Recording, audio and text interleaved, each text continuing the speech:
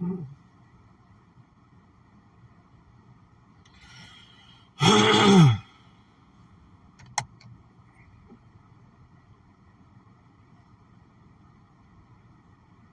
happened to the my fucking wife's dad.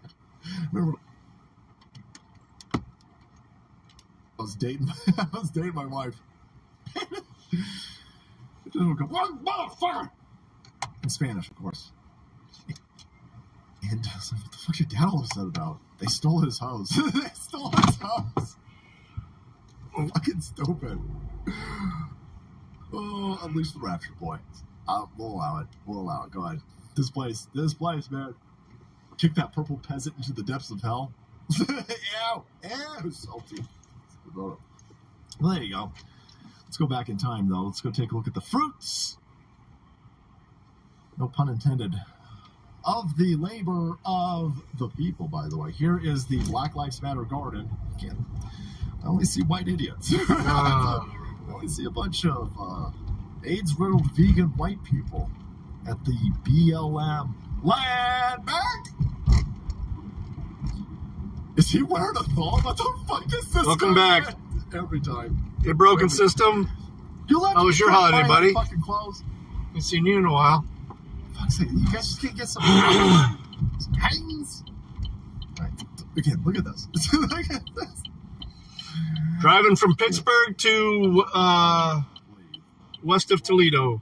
Recognize in Oklahoma that this Antifa garden rests upon the land, the stolen land of the Chickasaw people. And colonization and white supremacy are intertwined, and we will rip it out like weeds from our non-binary, gender-fluid. Little salty cracker in the background there. What the fuck? This isn't gonna work. You put down maybe an inch worth of soil. This isn't gonna work. It's Seattle. There's zero sun here. This is not gonna work. Oh my God, this. You don't understand the power of communism. No, this isn't gonna work, you fucking moron, but go for it.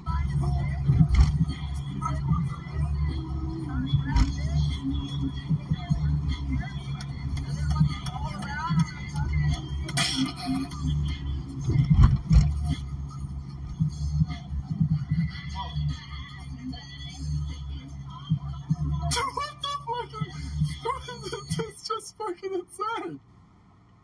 None of that. Surprised, by the way, none of that worked. Well, that's what matters. I always try and give my boys a good one, even though they're adults now. No, they don't work. That's not how any of this works. Holy fuck! How are you this fucking stupid?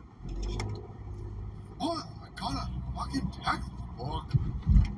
The textbook says you put the seeds in the ground, but of course the textbook was written by who is the president.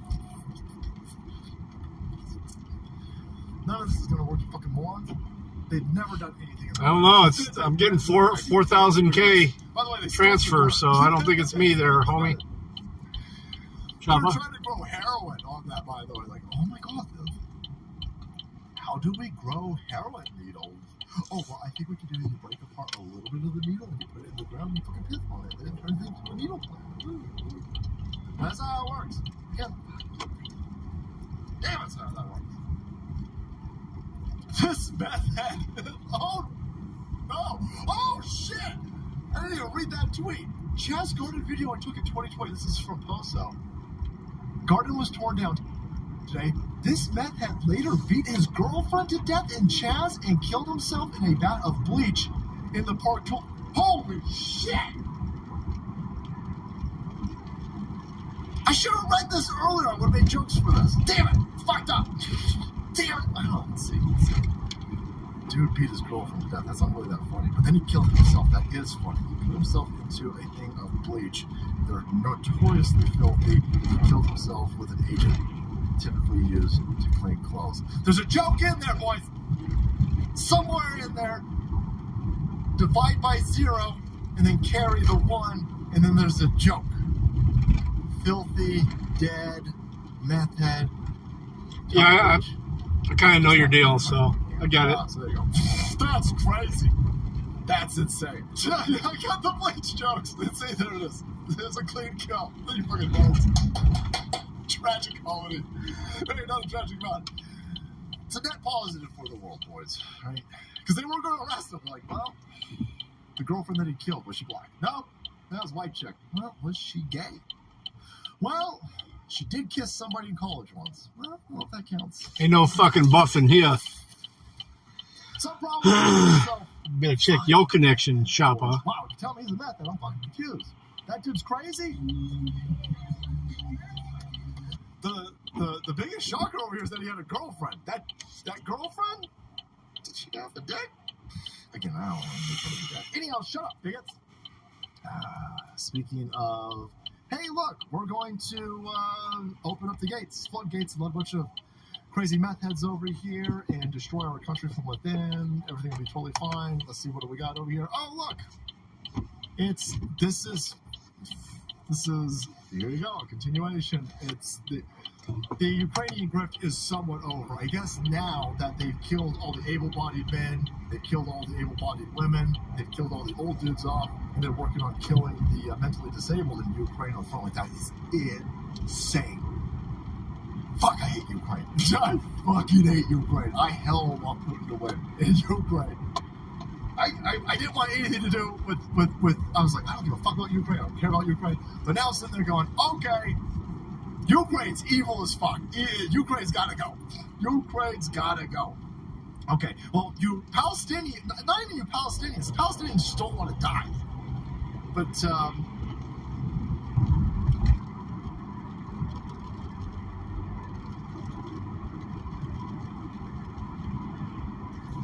fuck.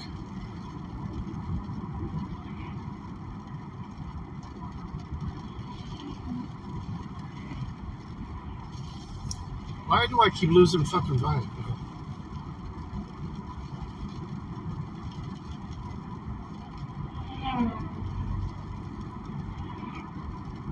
Why the fuck does this keep doing this?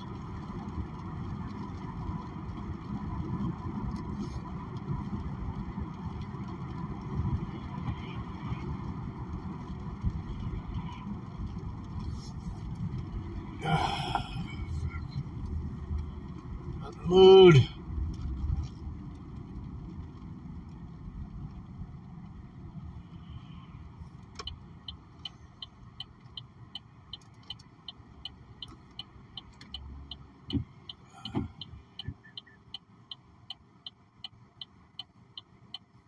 Oh my God.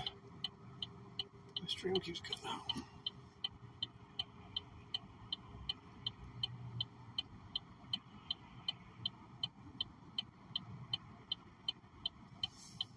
Which court?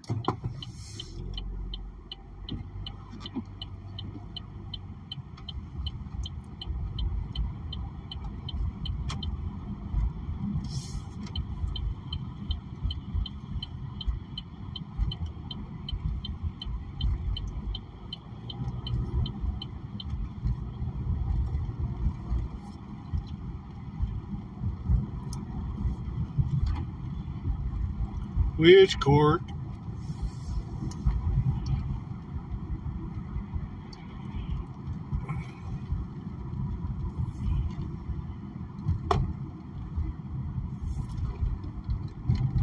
Feminist activists from Manhattan headed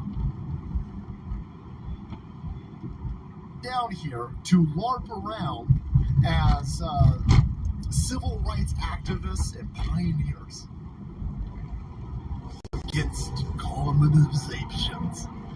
And it's a bunch of white chicks LARPing as revolutionaries, waving a foreign flag, screaming Aloha Snack Bar.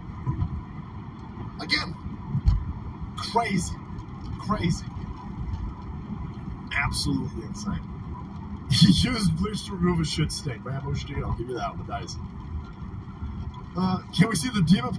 Yeah, they should have beaten the Lions the other day or last week. You have to promise me, Daz, that you're not fapping to this. You're timing. Come on, dude. Yeah, I just think she. Right. Well, she. Well, she. He. His pronouns are he, him. Now, are you going to respect that? Or is this they, them going to turn you into a war was?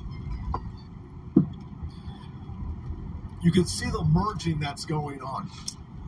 Every mental illness is being unified. The drug addicts, the unproductive members of society, the mentally ill, useful idiots, left-wing commies, the whatever the fuck this thing is identifying as, the mentally ill attention addicts, the foreign individuals from countries that hate this place. I mean, you can't bomb the Middle East for decades and then be like, well, this is totally fine. Now come on into our house. All right, homie, you want to go? We should have bombed them, obviously. We should have bombed those places for 20 fucking years. But bringing them in to our country is going to get us all killed. It's too stupid to be stupid. No, the Bushes ain't taking all of these Middle Eastern refugees. Take them to Dick Cheney's house. Drop them off at Dick Cheney's mansion. Take them to the people who run Halliburton. Take them to the board members and the owners and the executives of Raytheon. Why don't we take all of these refugees and asylum seekers and put them on all of these Bush and Clinton fucking... It's not communist. Mansions. Where there are states. Got it. Buy them up. Shit, no, we ain't gonna do that. No, all those people kicked a Middle Eastern beehive, and then they said, well, go to Seattle, go to Chicago, go to Austin, go to all these places. Clean up his own mass nice. Yeah, the people bombs are gonna get us all killed. And the dumb commie lefties who are facilitating this, giving it, again, the mentally ill, they beat their own girlfriends to death. Then kill themselves. Thank God he killed himself. This is all converging. It's all converging. I don't think it's happenstance that it's all converging at the same time. That you've got a stolen election. We've got lots of stolen elections out there, but they are stealing the 24. They are stealing 2024 right now. Right now. It's not working that well for them. But that's not stopping them from trying. They getting fucking creative. But here you've got a bunch of foreign fucking corner chopper outside of the Jared, welcome back. The World Trade Center. The World Trade Center, I think it's 7 buildings. I think it used to be 7 buildings. So it's an entire complex. And so this is the. It's like you're going to be the big winner, man. You went out such a lead during that Yule stream. No one's even playing anymore. But a lot of people don't buy that, by the way. Especially lefties. The fucking dumb lefties out there who love Big Pharma all of a sudden. All of the Occupy Wall Street fuckers who now love Big Pharma and big corporations.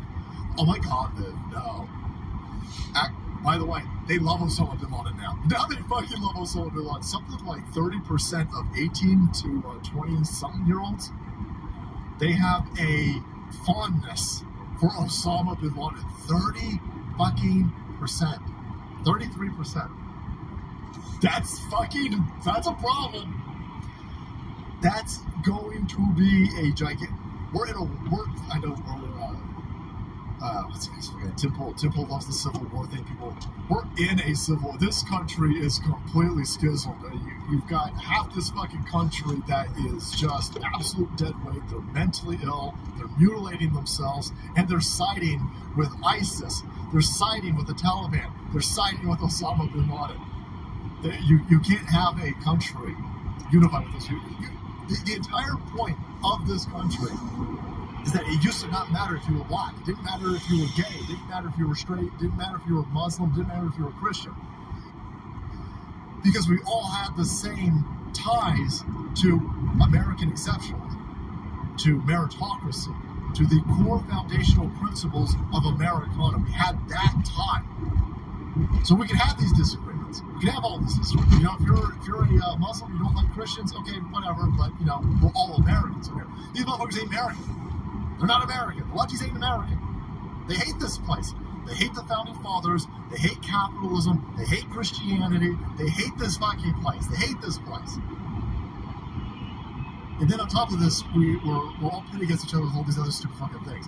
This is a powder keg. And here you go. You're seeing more and more of these Palestinian flags outside of airports, outside of all of these places. You know, ready for good old-fashioned rapture, boys. Now they're going to try to steal an election. Looks like Bleach does get the whiteout. Oh, I'm stealing all of these. You guys, by that go. Here's a red bomb because I'm still rooting for Putin. Fuck me, oh man. Thanks, brother. Rooting for Putin, man. Yeah. Donald Trump has a tweet, I think from like 2012, somewhere. I don't know. It's a tweet from one. I just want the world to stop killing itself.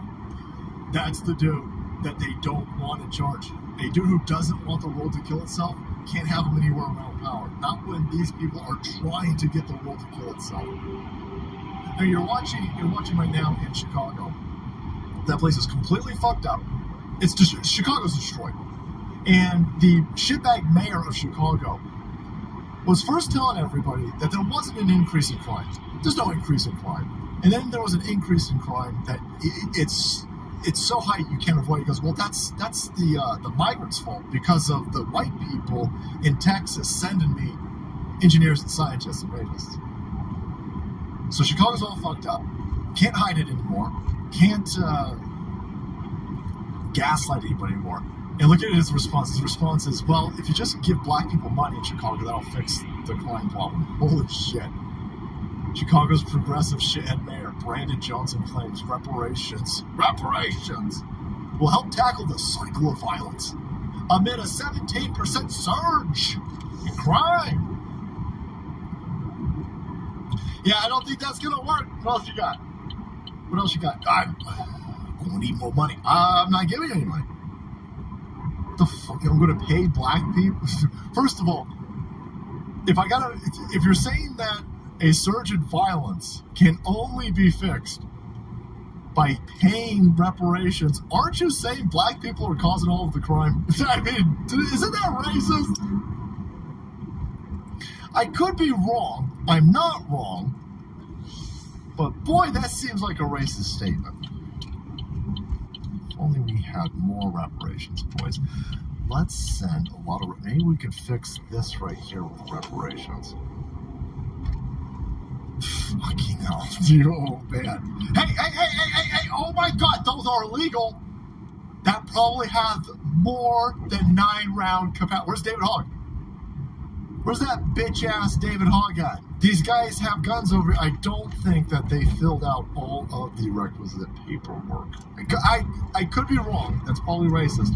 But I got lots of confusion. They're in Chicago. They're black, so they clearly don't have identification. Racisms! That's not me saying that, by the way. That's you lefties saying that. I think that's highly racist.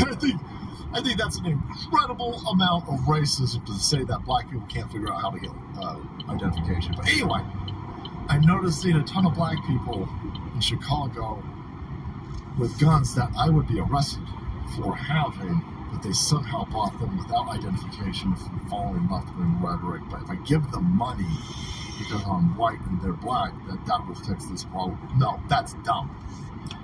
You know, those are dumb. That's disgusting. Wow. No, I don't know if they're. I don't know. Well, you could arrest these people. I mean, you know, just saying. These are probably. I think brandishing a weapon is illegal, and I know you got a bunch of FBI as ASO agents that can facilitate this because they're still busy hunting down grandmas who walked through the Capitol on January 6th. I noticed that you still got a lot of resources for harassing parents who don't want child porn in their kids' public school library. But this, you know, work for any of these people? No. That'd be racism, Salty Ann. She can't even lip sync properly. That might be a little bit less of an issue, considering she identifies as lip syncing correctly. She pulls the Ben Shapiro to the left. Oof. That's, by the way, arm me up like a Chicagoan, boys. Look at this fucking phrase.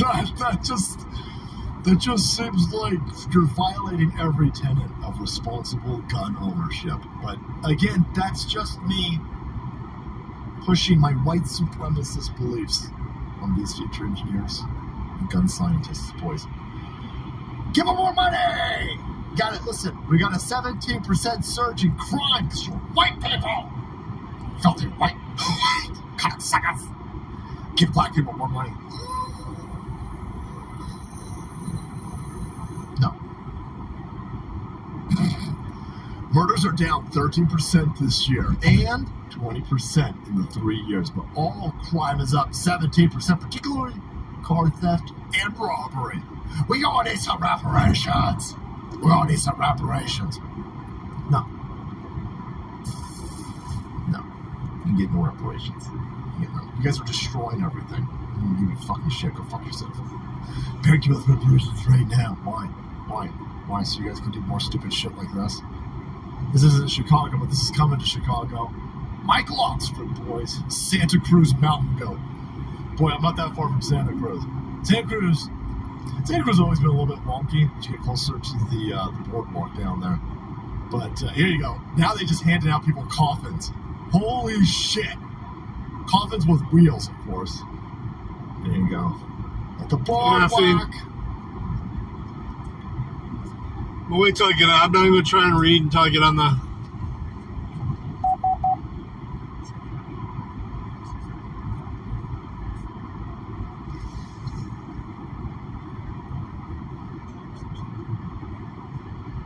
Why the fucking sound? They got a little solar panel on it.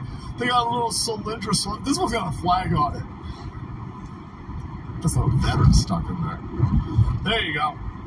It's just fucking coffins. That's what the city's doing. Give us money.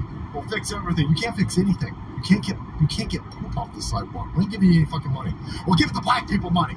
No. Look what you fucking idiots do. Look what you do. No one's giving you any more money. The people in Chicago stop paying taxes. Allegedly, of course. I'm not giving out tax advice. I'll get arrested. Do you want a tax refund? Let me put it this way. Pay your taxes. Right?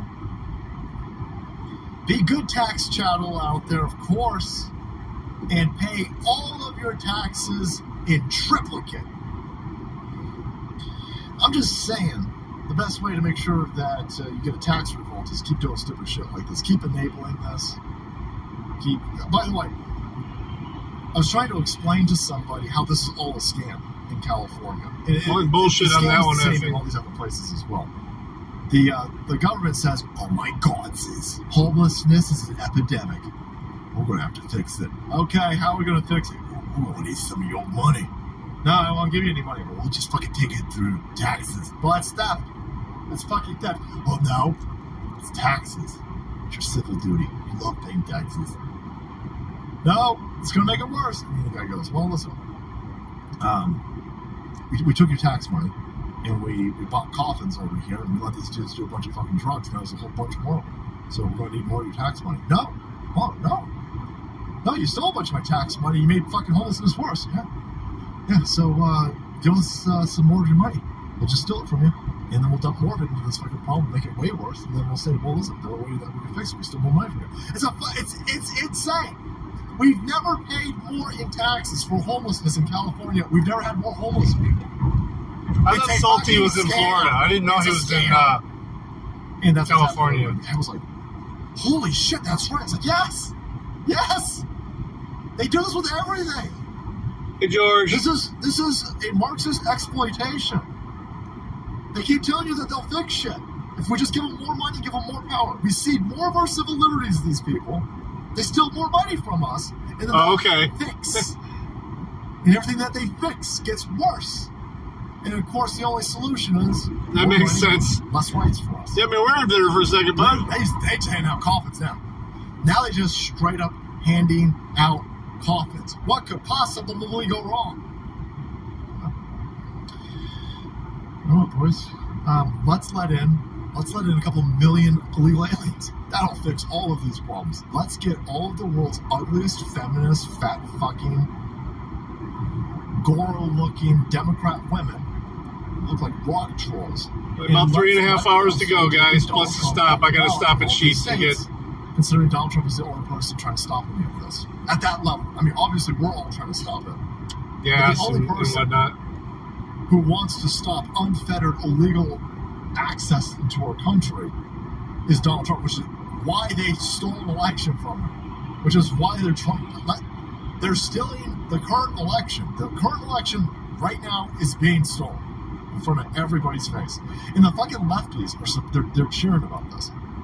All the protectors of democracy are cheering this. They're stealing it from you too, you morons. You low scope. Yeah, morons. I saw that, Chopper. Limited. There's still a chance they can knock that down, though. They're stealing it from you too. You don't have a choice. You can't even vote for Marianne Williams. They have to get a complete approval for it, what, in March or something? You have to take Joe Biden. Well, yeah, you're right. You don't even get a choice. It's basically the Somalian flag. Somalian flag. That would make all the sense in the world. I think the people who lost ancestors need to get Civil War reparations. It's all a scam. It's all a scam. Ain't nobody gonna get reparations. It's a thing that they dangle in front of black people, and they'll dangle in front of any character, any number of people that they think that they can utilize that. Because eventually they'll say, well, look at the gay people, super duper marginalized,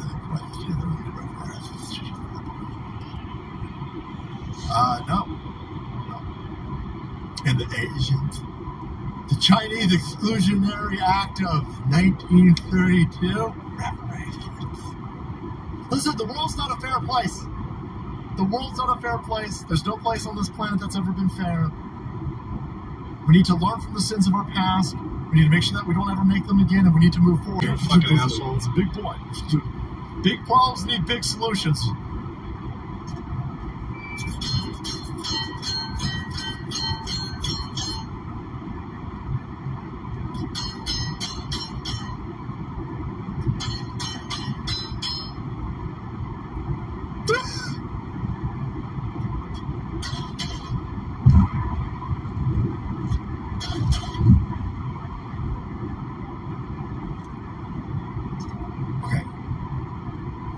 I mean, this is the nicest of all ways. Brother, we need you. We need you. We need your skills. We need you to take a little bit better care of yourself, please. For the love of God. We can't let a specimen like this succumb to high cholesterol, okay? Listen. Diet Coke's a scam. If you're drinking Diet Coke, hombre, stop drinking Diet Coke. We need them fucking skills. You're needed. What's coming? We need you. We need you to be a little bit healthier, please. Now listen, I'm not trying to strip you of your manliness over here. Old-fashioned mechanics. Maybe you got that eat steak in the morning. More power to you, but get some leaner cuts. Because that is a big.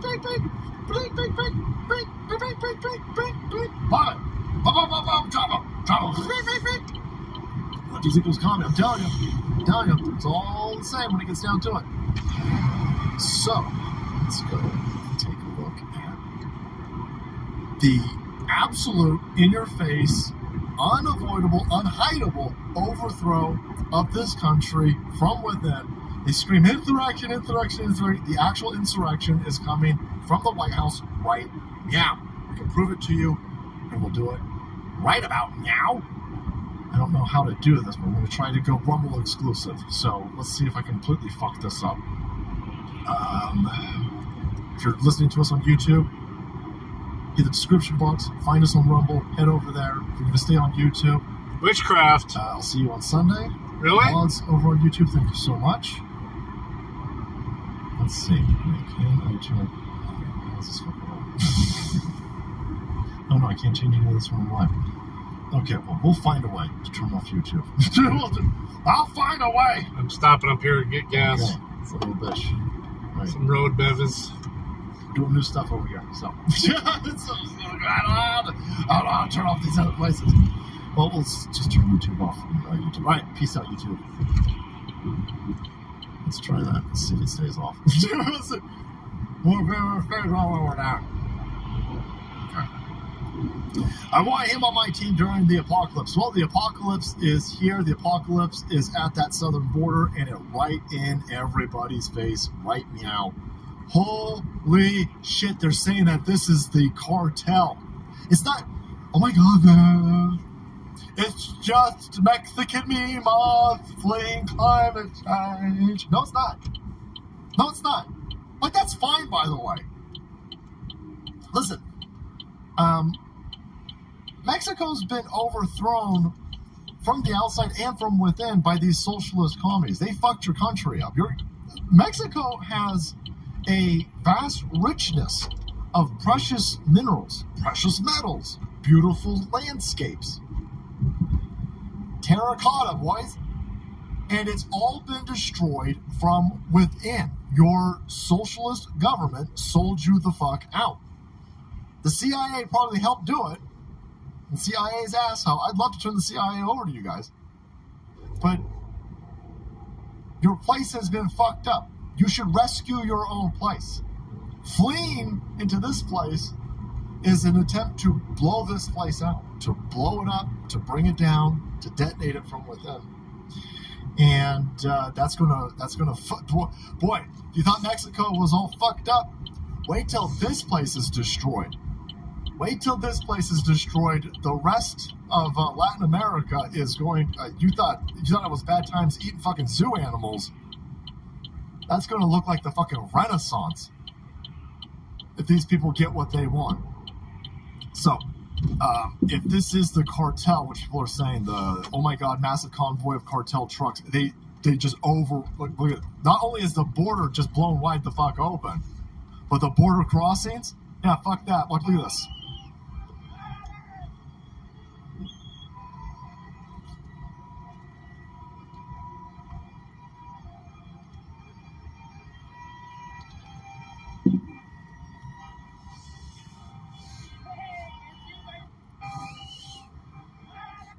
Queez, thanks, bro. Or bra, lady. No, not going. First of all, privilege. Don't want to gender. Thank you, Queez. Damn. This just barely like the fucking lights. Like, stop! Oh my god, stop! No. Guys are fucking idiots. Yeah, put no cartel signs up. See if that works. Don't bring any avocados in here. No, don't bring in unregulated avocados, no guns, and no cartel. Put those signs up, see if that fucking works. They don't give a shit. They're all hitting their horns. Look, they just blow them right through. Fucking hell. Yeah, he's talking about different types of crime stats, but yeah, go ahead. If you're a mod, you're welcome to drop any link you want. You can promote your own channel too if you want. I don't care. That's the point of everybody doing that. I don't mind you dropping links. Self-promote all you want.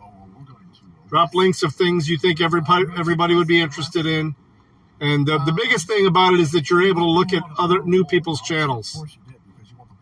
So, yeah, I know you haven't heard my spiel before, but you're welcome to, yes. There's a difference between having an opinion that you don't like and you guys actively working to keep a border open. Now, when you go out there as AOC, when you go out there as Elon Musk or these other Democrat kid fuckers, when you go out there and you tell everybody that the border's not blown wide open, then what you're doing is you're aiding and abetting this. Telling, especially from a position of a Congress member, you're telling people that the border isn't open.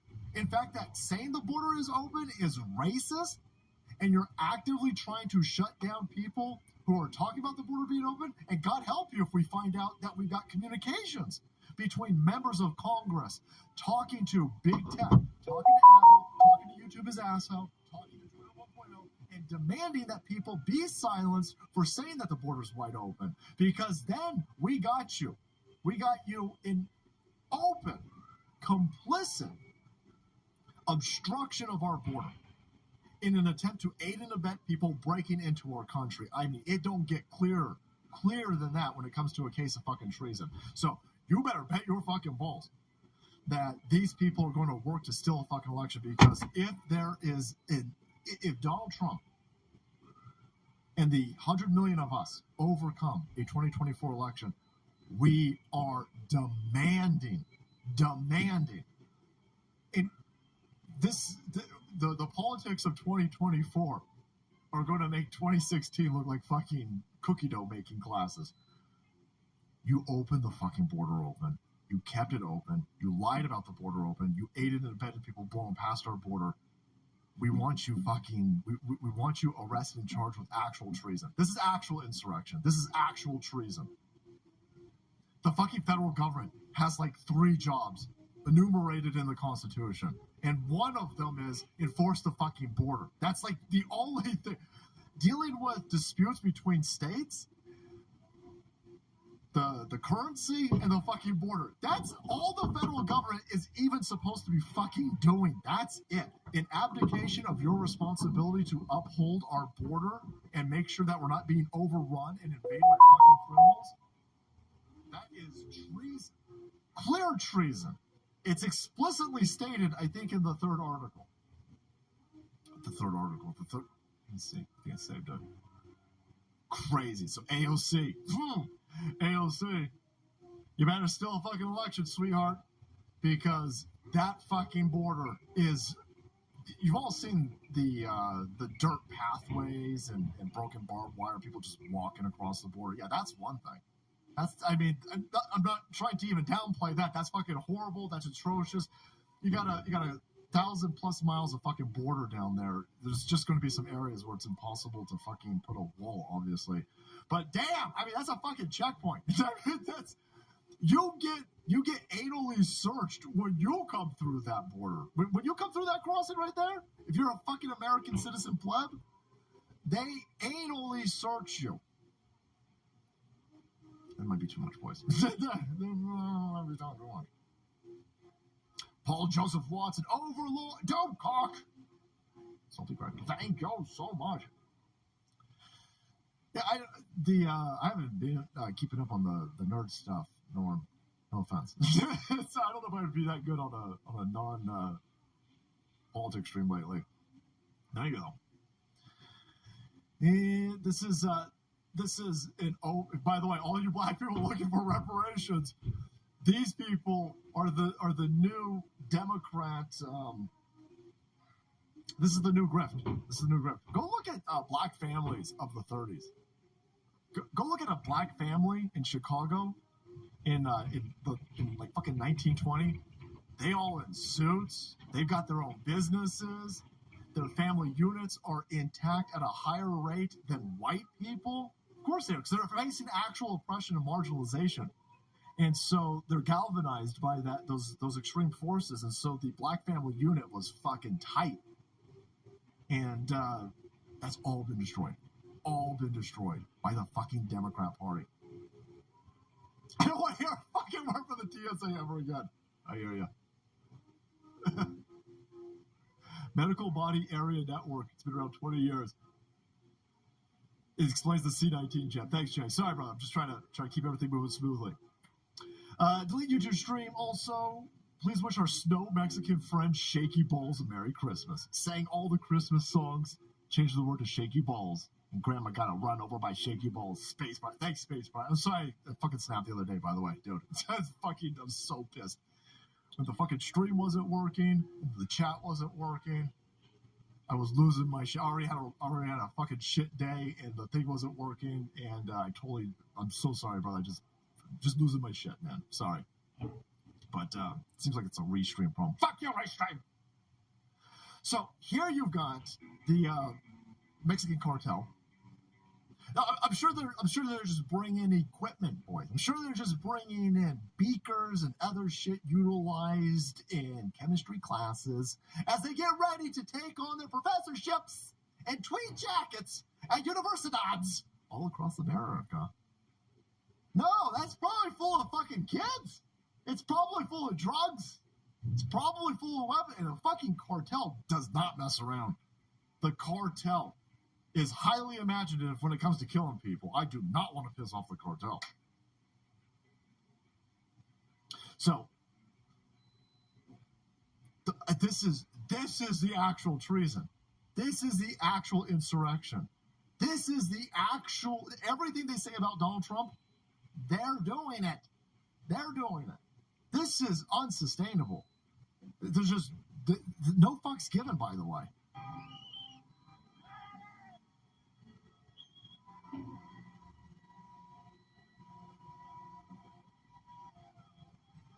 They're cheering.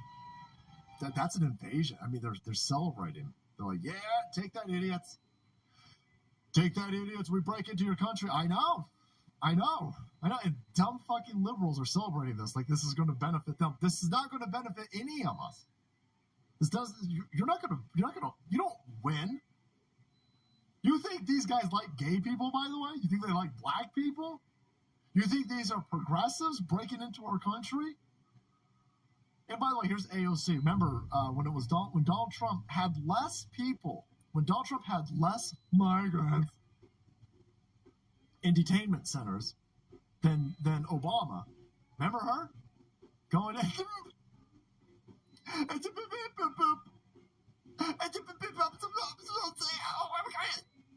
This is a chain link fence 5 fucking miles away from the actual detention center, by the way. On the other side of that chain link fence is a big old fuck you parking lot. That's empty. It's an empty parking lot. This was a photo op, it was staged, and it was meant to destroy Donald Trump. It was an attack. This is a political attack.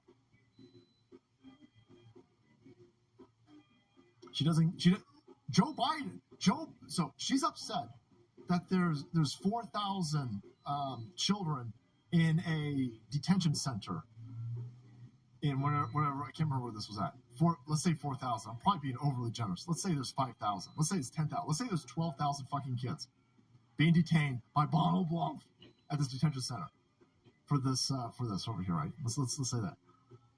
The Joe Biden administration has lost 75,000. And by the way, that number is months old. So God knows what that number is. That's not an accurate number, by the way, because they're not going to give you accurate numbers. So it's far worse than that, and it's an old number. They lost 75,000 fucking kids, these people right here. They are handing them out to left-wing goofballs who identify as Zimzers. There is no background check on these people.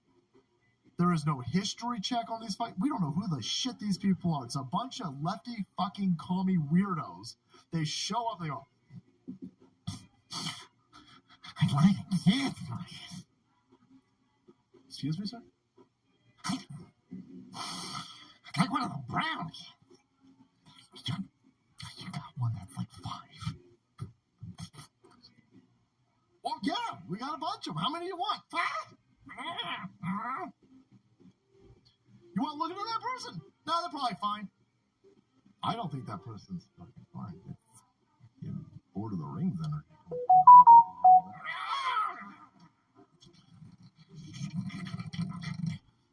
You have any identification, Schmiegel?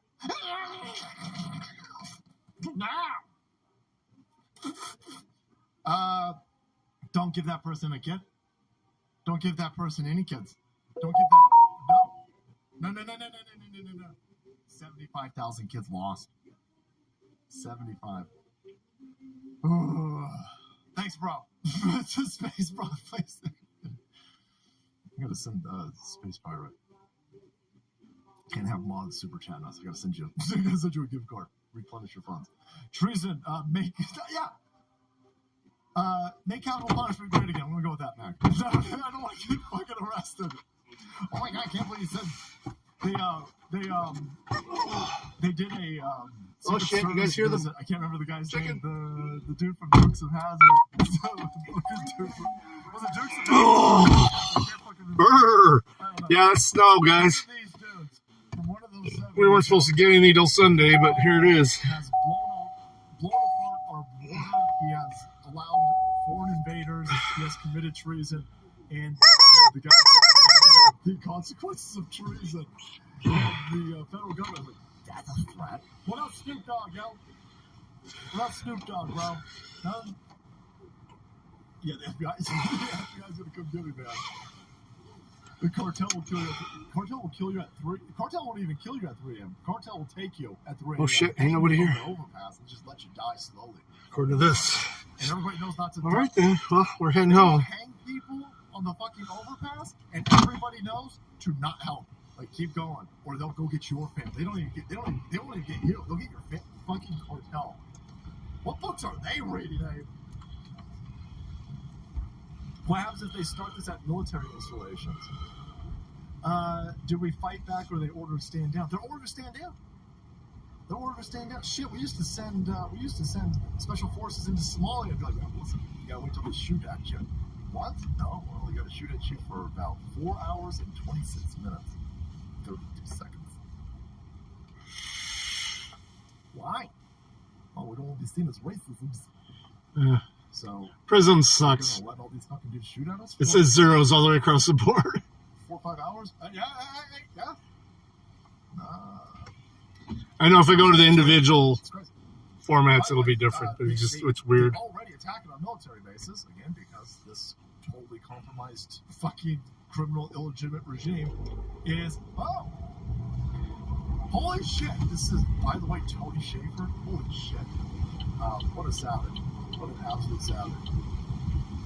Here you have... Fucking gas is a whole $1 more now a gallon here. Officials who would never lie to you, of course, right? They were wrong on Russia. Well, not a whole $1, but 80 cents. 80 cents more a gallon. 84 cents. I paid $2.50. Okay, well, they're wrong on the house. Everything, but they were wrong on accident. They're intelligence officials, and they were wrong on everything, but I'm sure it was all a coincidence. Anyhow, go Navy. Spy balloon okay.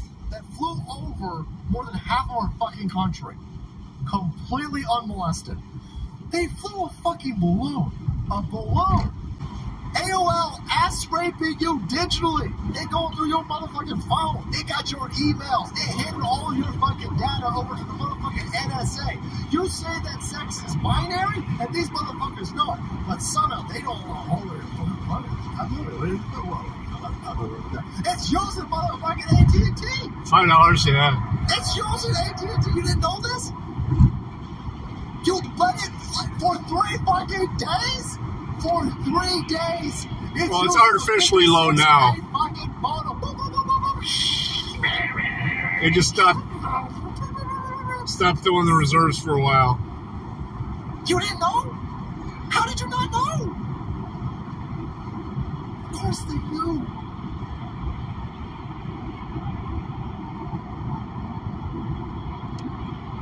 U.S. intelligence officials determined the Chinese spy balloon used a U.S. internet provider. Notice they won't tell you the internet provider.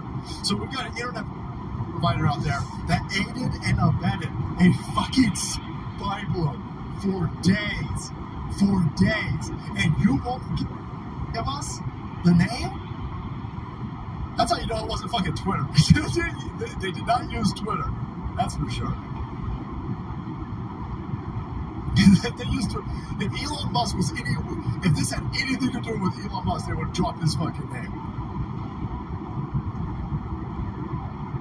Crazy. Comcast. Oh no. Was it Verizon?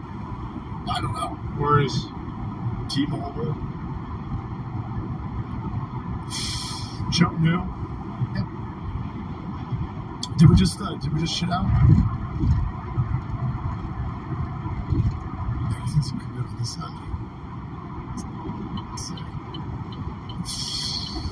Oh no, AOL's fucking AOL's gonna get me, boys. No, all of the AOL executives are coming at us.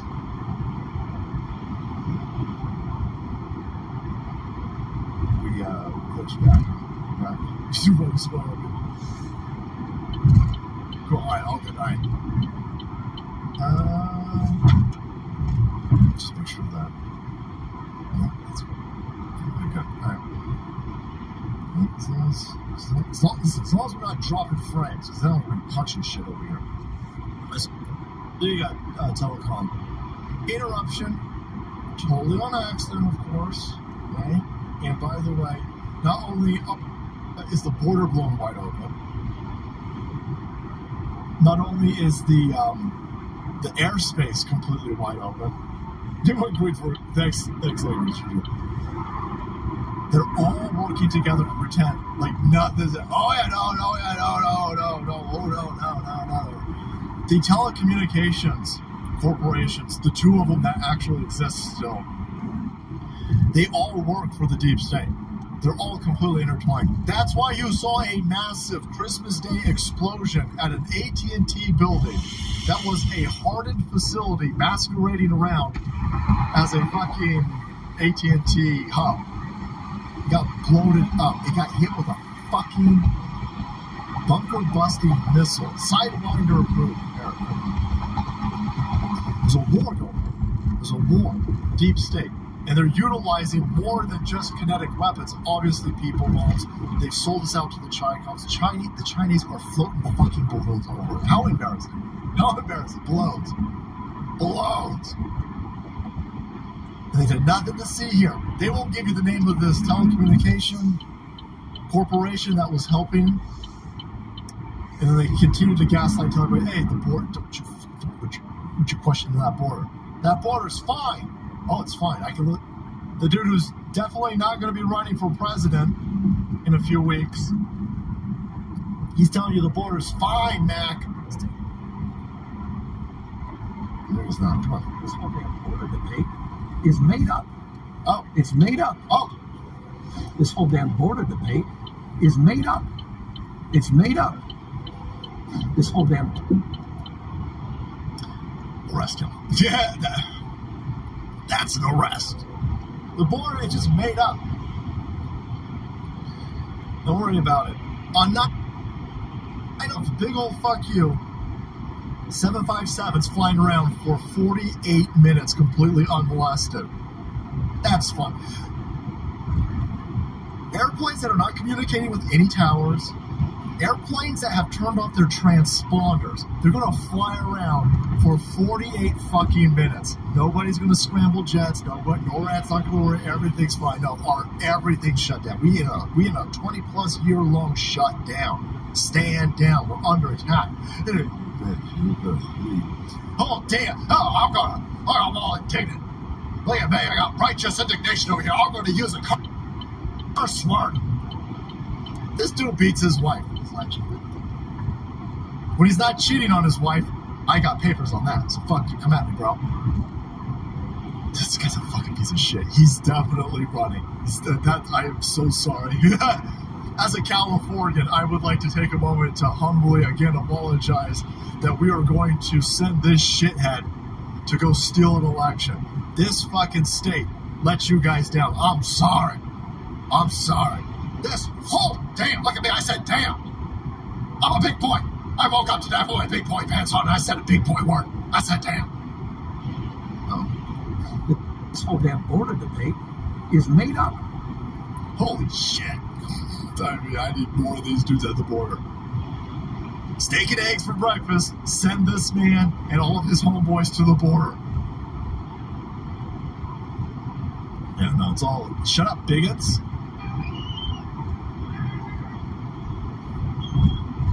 This cannot be good. Holy shit, that can't be good.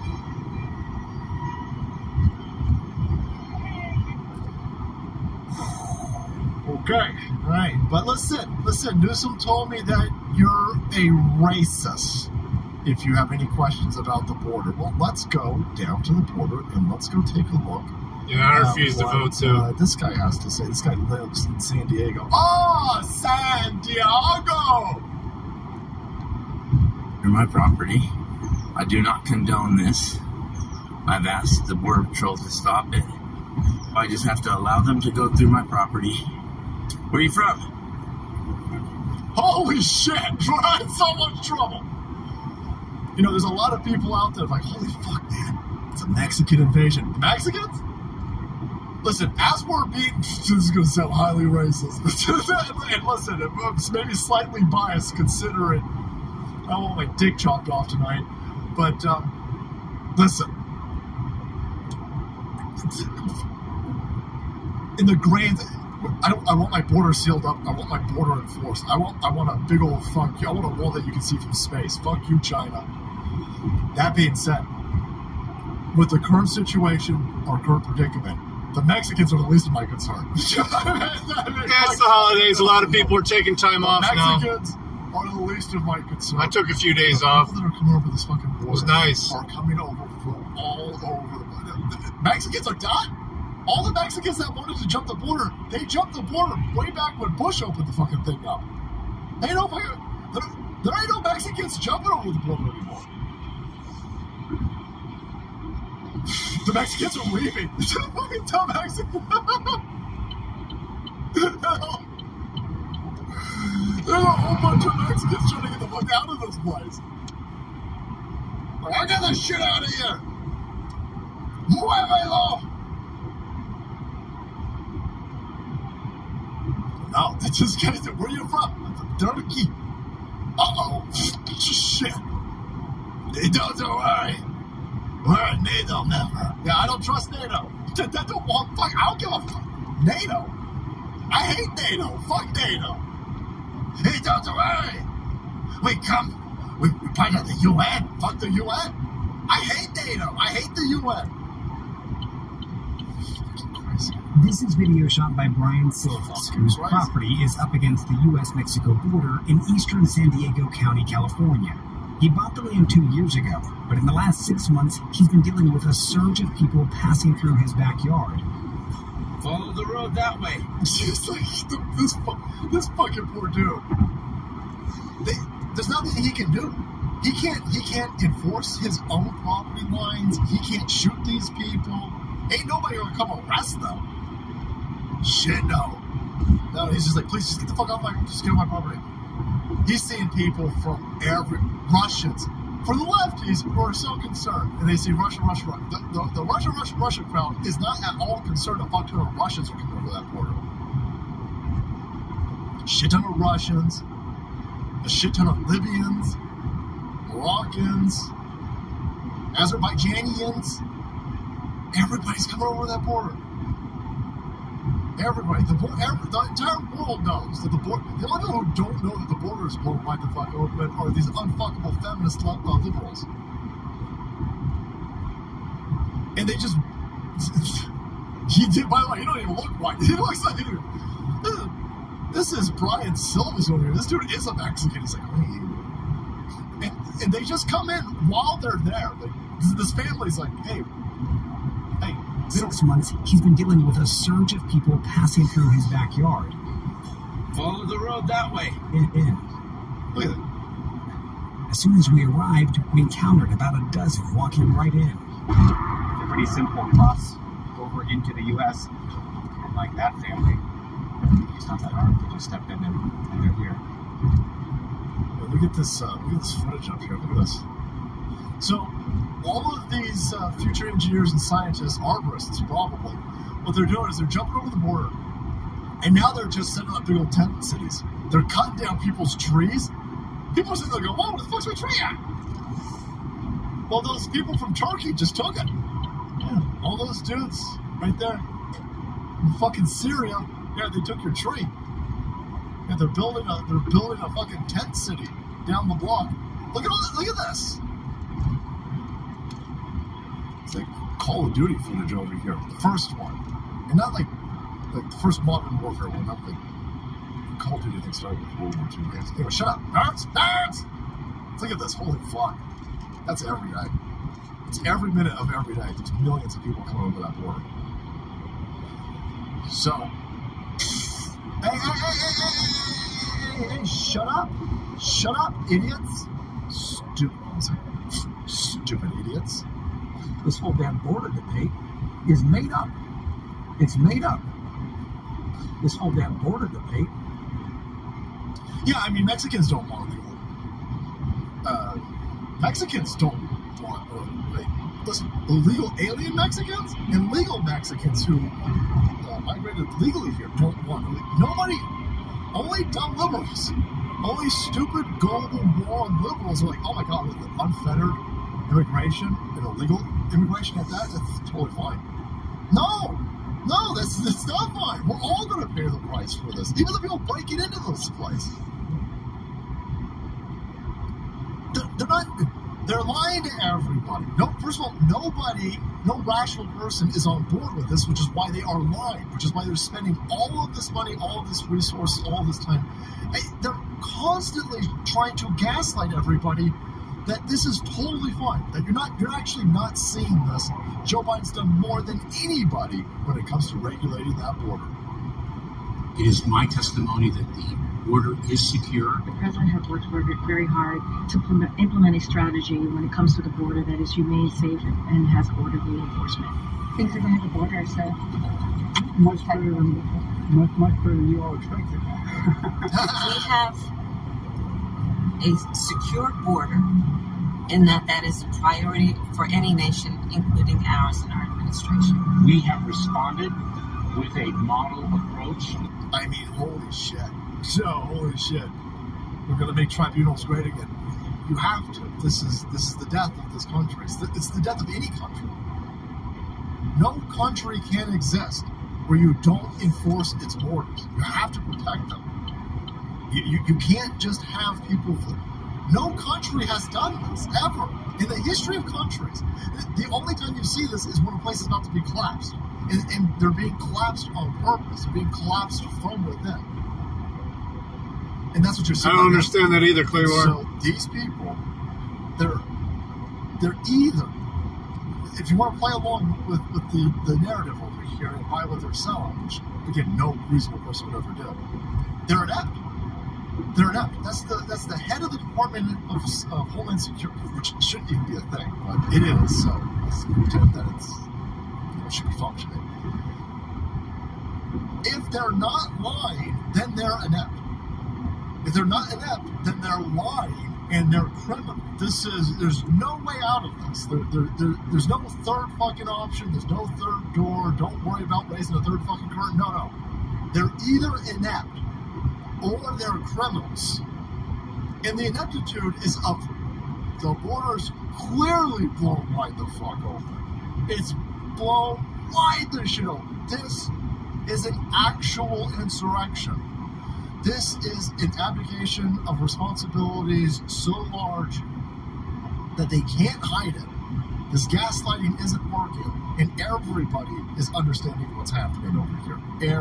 Everybody gets it. And so, here's that article I was talking about. Article 4.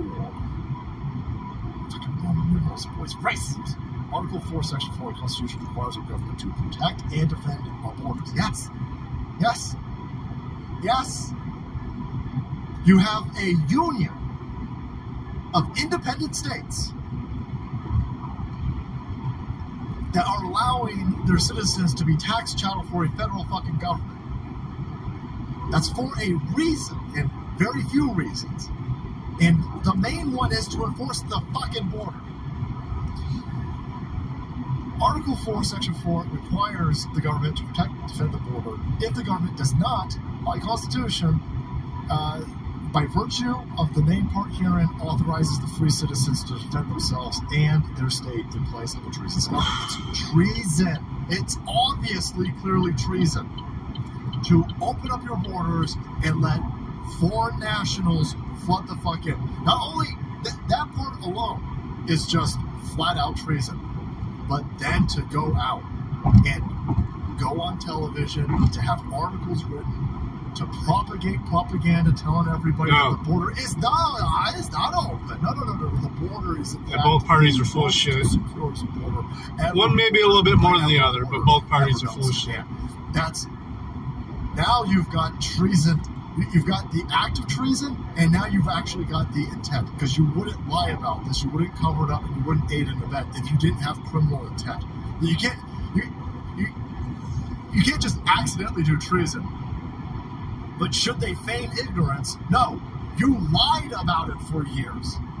That has proven to work. we have taken unprecedented action over the past year and a half to secure our border. We have a process in place to manage migrants at the border. We're working to make sure it's safe and orderly and humane. The border is closed. We agree that the border is secure. We're executing a comprehensive strategy to secure our borders. He's executing, all right? He's executing this country.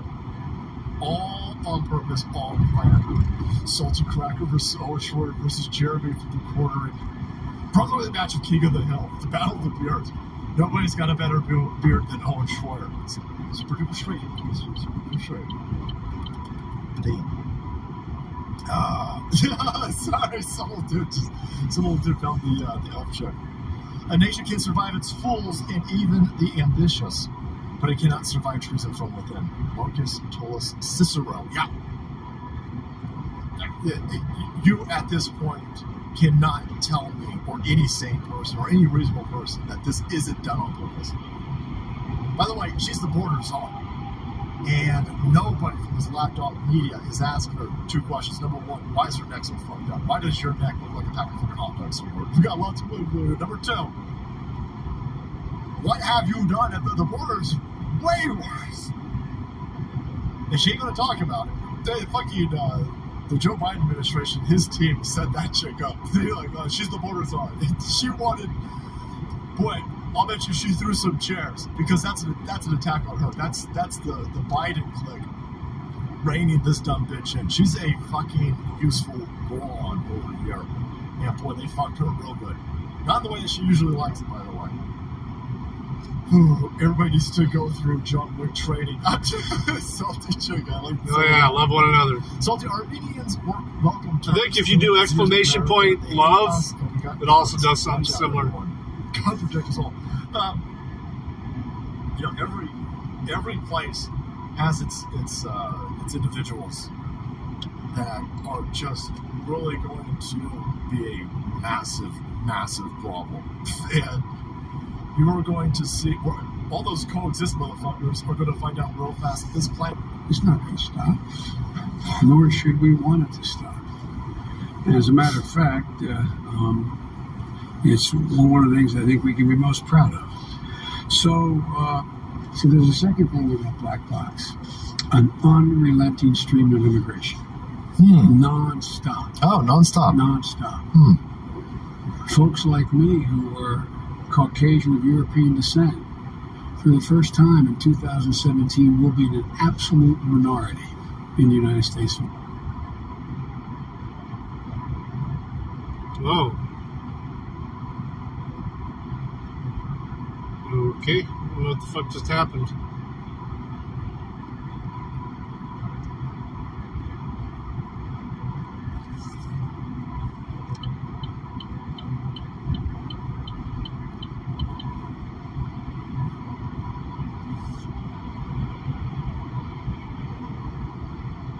Oh my gosh.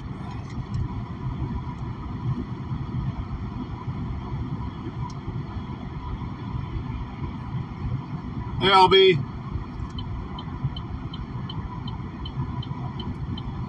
Having some Android Auto issues. Seems like every time I'm on my way back from Pittsburgh, I get this shit. These issues.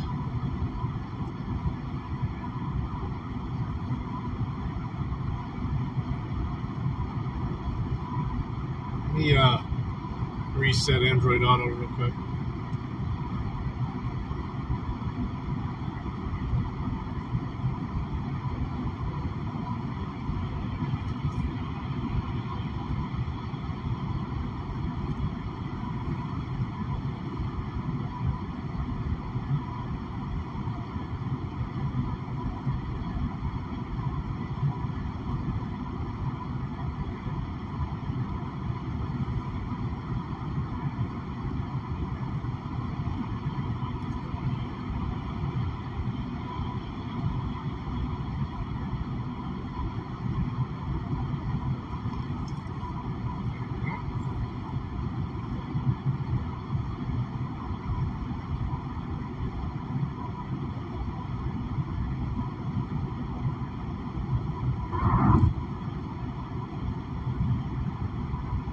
So, bro, we need an unrelenting stream of brown people so we get rid of these filthy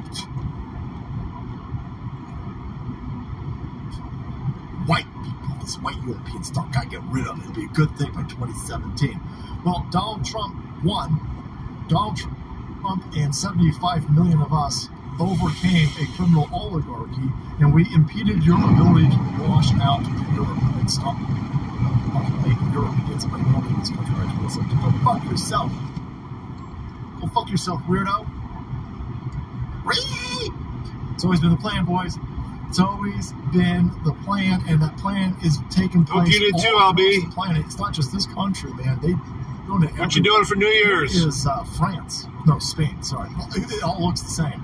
In Europe, they're sending all the Africans there, and you're like, oh, look at these Africans, man. They're all hungry. They're getting free Togo sandwiches, man.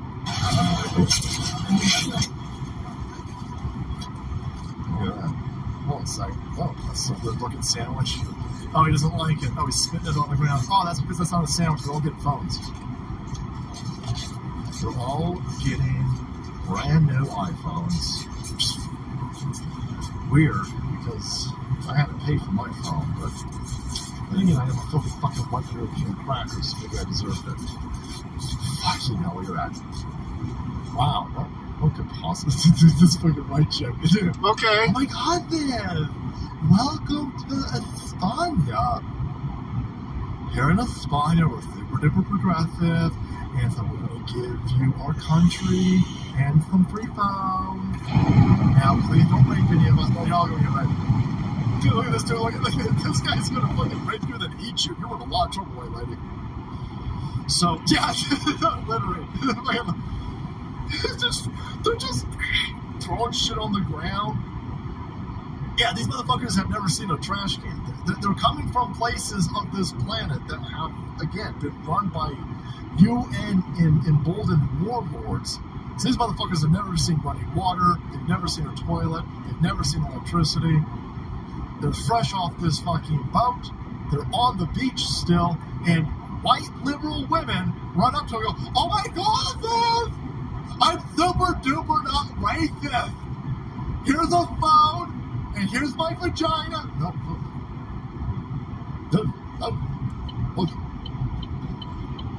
So how is this possibly happening in all these white places, man?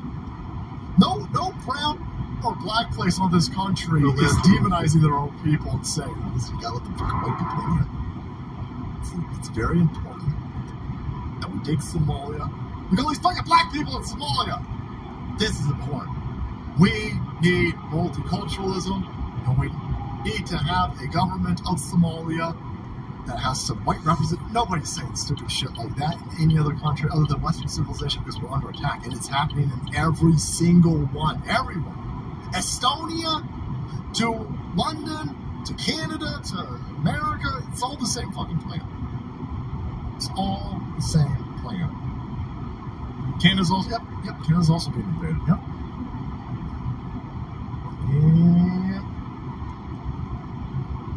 It's World War III invasion. It's all playing out. Not even in slow motion. We're all screwed. They own the convenience stores. But the convenience stores are all owned by industrious immigrants. None of these motherfuckers are interested in working. None of these people, all these people busting over the border now, they're not interested in working. These are all people here for the free phones and the white bitches. That's just how it is. I don't like the rules. I don't set the rules. I just tell you. Look at that, 279. They are not here to work. They're not interested in building businesses. They're not interested in starting businesses. They're not interested in learning the language. They hate this fucking place. They hate America. They hate white people. They hate Spain. They hate Germany. They hate these places. When they come in, when they're ushered in by the globalist NGOs, they then go to their own little Somalias or their little Nigerians. We're in Ohio. Their areas, and they turn their areas into white only 200 miles to go. They do this in Sweden. They do this in Iceland. They do this in Germany. They do this in all of these countries. They get bribed and enticed in. They get set up in their own districts. They ring fence their own districts. They keep Western civilization out, and they ain't interested in assimilating. They're not interested in being German. They're not interested in being Swedish. They're not interested in being Canadian. They're just there for the freebies. I don't know how this ends. This is not gonna end out. This is not gonna end well. Name checks out. How do I think this story ends? This is not looking.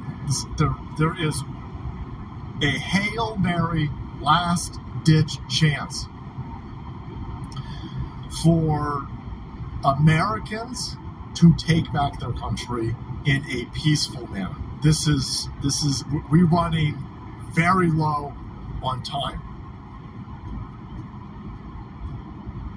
If Donald Trump and 100 million of us can overcome a stolen election, and Donald Trump can throw some Argentina energies, that fucking Miley dude is gutting that dude in Argentina with the 70s Beatle hair. He is gutting he's fired 5,000 government officials already. He is closing down 12 different sections of the government. That dude is taking a fucking. He's actually doing it. He's like, no. He walked in and he's chainsawing that fucking place. The bureaucracy and the criminality. We need to do that here big time, bigly, and then we need to hold people responsible for their actual treasonous actions. If we can do that, then we can start turning this around. If we can't do that, I think it ends very badly. I think it gets very, very crazy here. That's what I'm telling people. Get healthy. Yes, I'm selling supplements here, yes. But I'm selling shit. Trying to get people to understand that this most likely gets very, very, very, very tougher than it already is. And you will better survive a fucked up 8 years if you start that 8 years in a healthier position than what a lot of us are. Me too, right?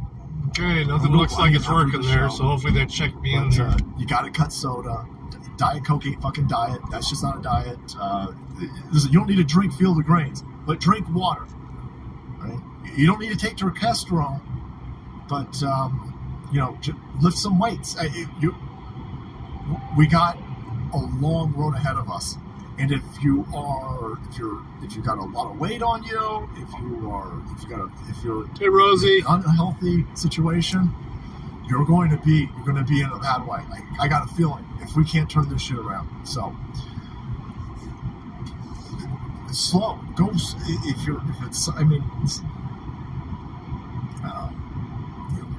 trying to be Jack motherfucking Lane over here.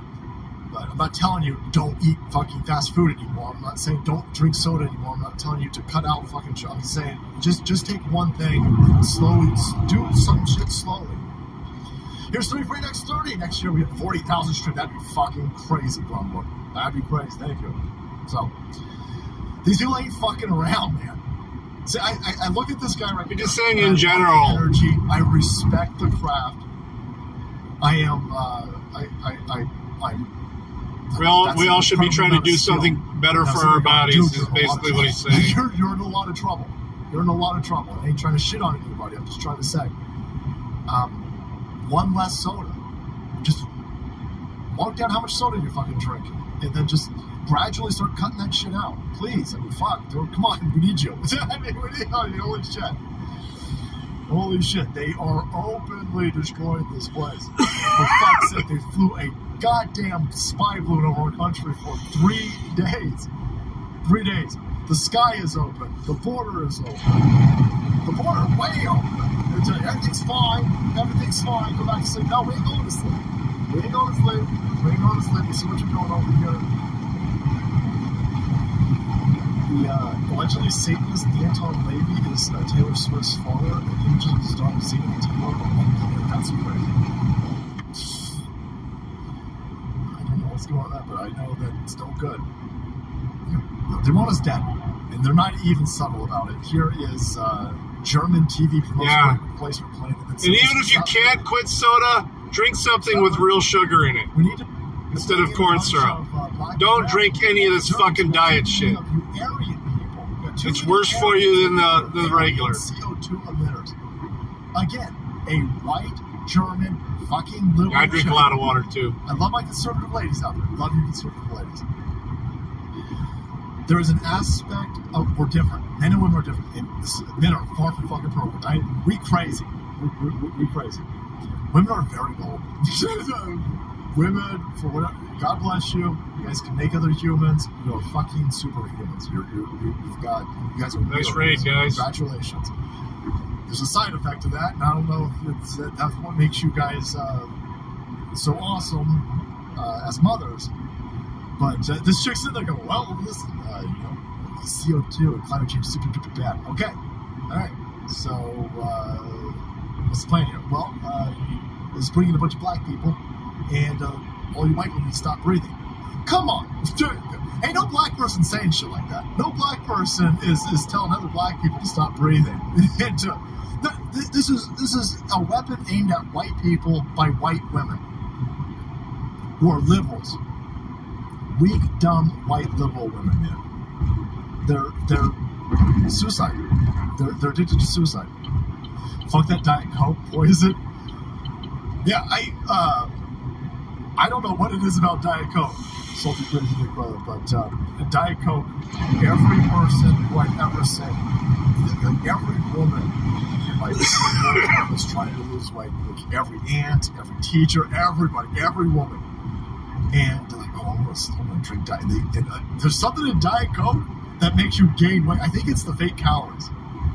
I think if you're gonna drink soda, I think there's an aspect of the brain where when you take aspartame or any of this real fake fucking sugar shit, at least with real sugar, sounds familiar. I'll have energy for 5 minutes, but then I'm gonna be really fucked. I think with the fake sugar, your body's like not even getting the calories, so your body's like, hold on a second, I need calories, even if they're shitty fucking sugar calories. Aspartame is a fucking weapon. It's a weapon. Brought to you by white liberals. It's a neuroagent. Yeah. It's developed as a neuroagent. They want unfettered. They found out it tastes sweet. Illegal aliens breaking into the place. Not only to blow out the system, raise crime, cause the chaos, get everybody into a boiled frog state, but then in the good old-fashioned cloud of it is going to break the system. California, goodbye. Goodbye, California. You're done, toast. Imagine New York City's probably next. California becomes first state to offer health insurance to all undocumented aliens, illegal aliens. All illegal aliens offer Medi-Cal. Medi-Cal is the Obamacare of California. And so, congratulations to all of you productive members of society in California getting ass raped with taxes. Your taxes are being stolen from you to give below market value cost healthcare to illegal aliens. Subsidizing. You're subsidizing. And what could possibly go wrong with blowing the fucking border wide open and bringing in millions of illegal aliens who've all got scabies, you know? Fucking. I know. I know as a doctor. That's madness. These white liberal women in California have just committed California suicide. They have killed California. Now, it's going to take a little while for California to get rigor mortis, but that's impossible. This is impossible. This is untenable. This is an impossible situation. I mean, this is Arizona's border.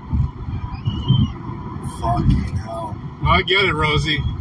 Holy balls. I know why I'm gaining weight. And again, I don't know why they're saying that's the cartel. The beer's doing it. I don't know if that is the cartel. I don't know if that's people transporting chicken eggs. I have no idea I just know that's not how a border works. I mean, that is not remotely how any of those fucking border crossings work. No border crossing has ever shown to be blown right over this. Whether it's the cartel, whether it's just regular kid fucking traffickers, who knows? But they're all going to get free health care in California. And by free, I mean taxpayer funded. This is going to blow up. And it's brought to you by all the people who look like that chick. This one right here, who is trying to overthrow an election. Every single one of these fucking policies is brought to you by women who look like, and I don't know what is. Look at this fucking chick. Her teeth got monkeypox. What is on her teeth, boys? What is ROT? This is the Secretary of State who was taken upon Zimzer Zelf to take Donald Trump off of the ballot. By the way, much like the Colorado situation, they run out there and they scream, Donald Trump's taken off the ballot. You read the paperwork, and then you find out that he's not taken off the ballot because the order is stayed if there is an appeal, and of course there's an appeal. And so he's not taken off the ballot in Colorado or Maine. But this is what they keep telling everybody. And the mainstream media press goes out there.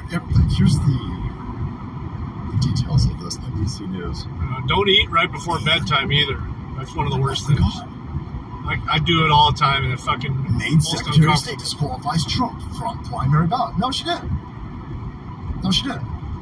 She said she's going to do it. She says that it's done, and then on page 48 of her order, it says, but everything above the last line of all this paperwork says, discount everything I said, because if there's an appeal, then obviously he's going to remain on the ballot until the appeal is settled. Well, then you didn't take him off. I don't know if the plan... This seems like there's a lot of time for the Supreme Court to hear this and the Supreme Court to shut this down. Really? The Secretary of State in all these places, by the way, 600,000, huh?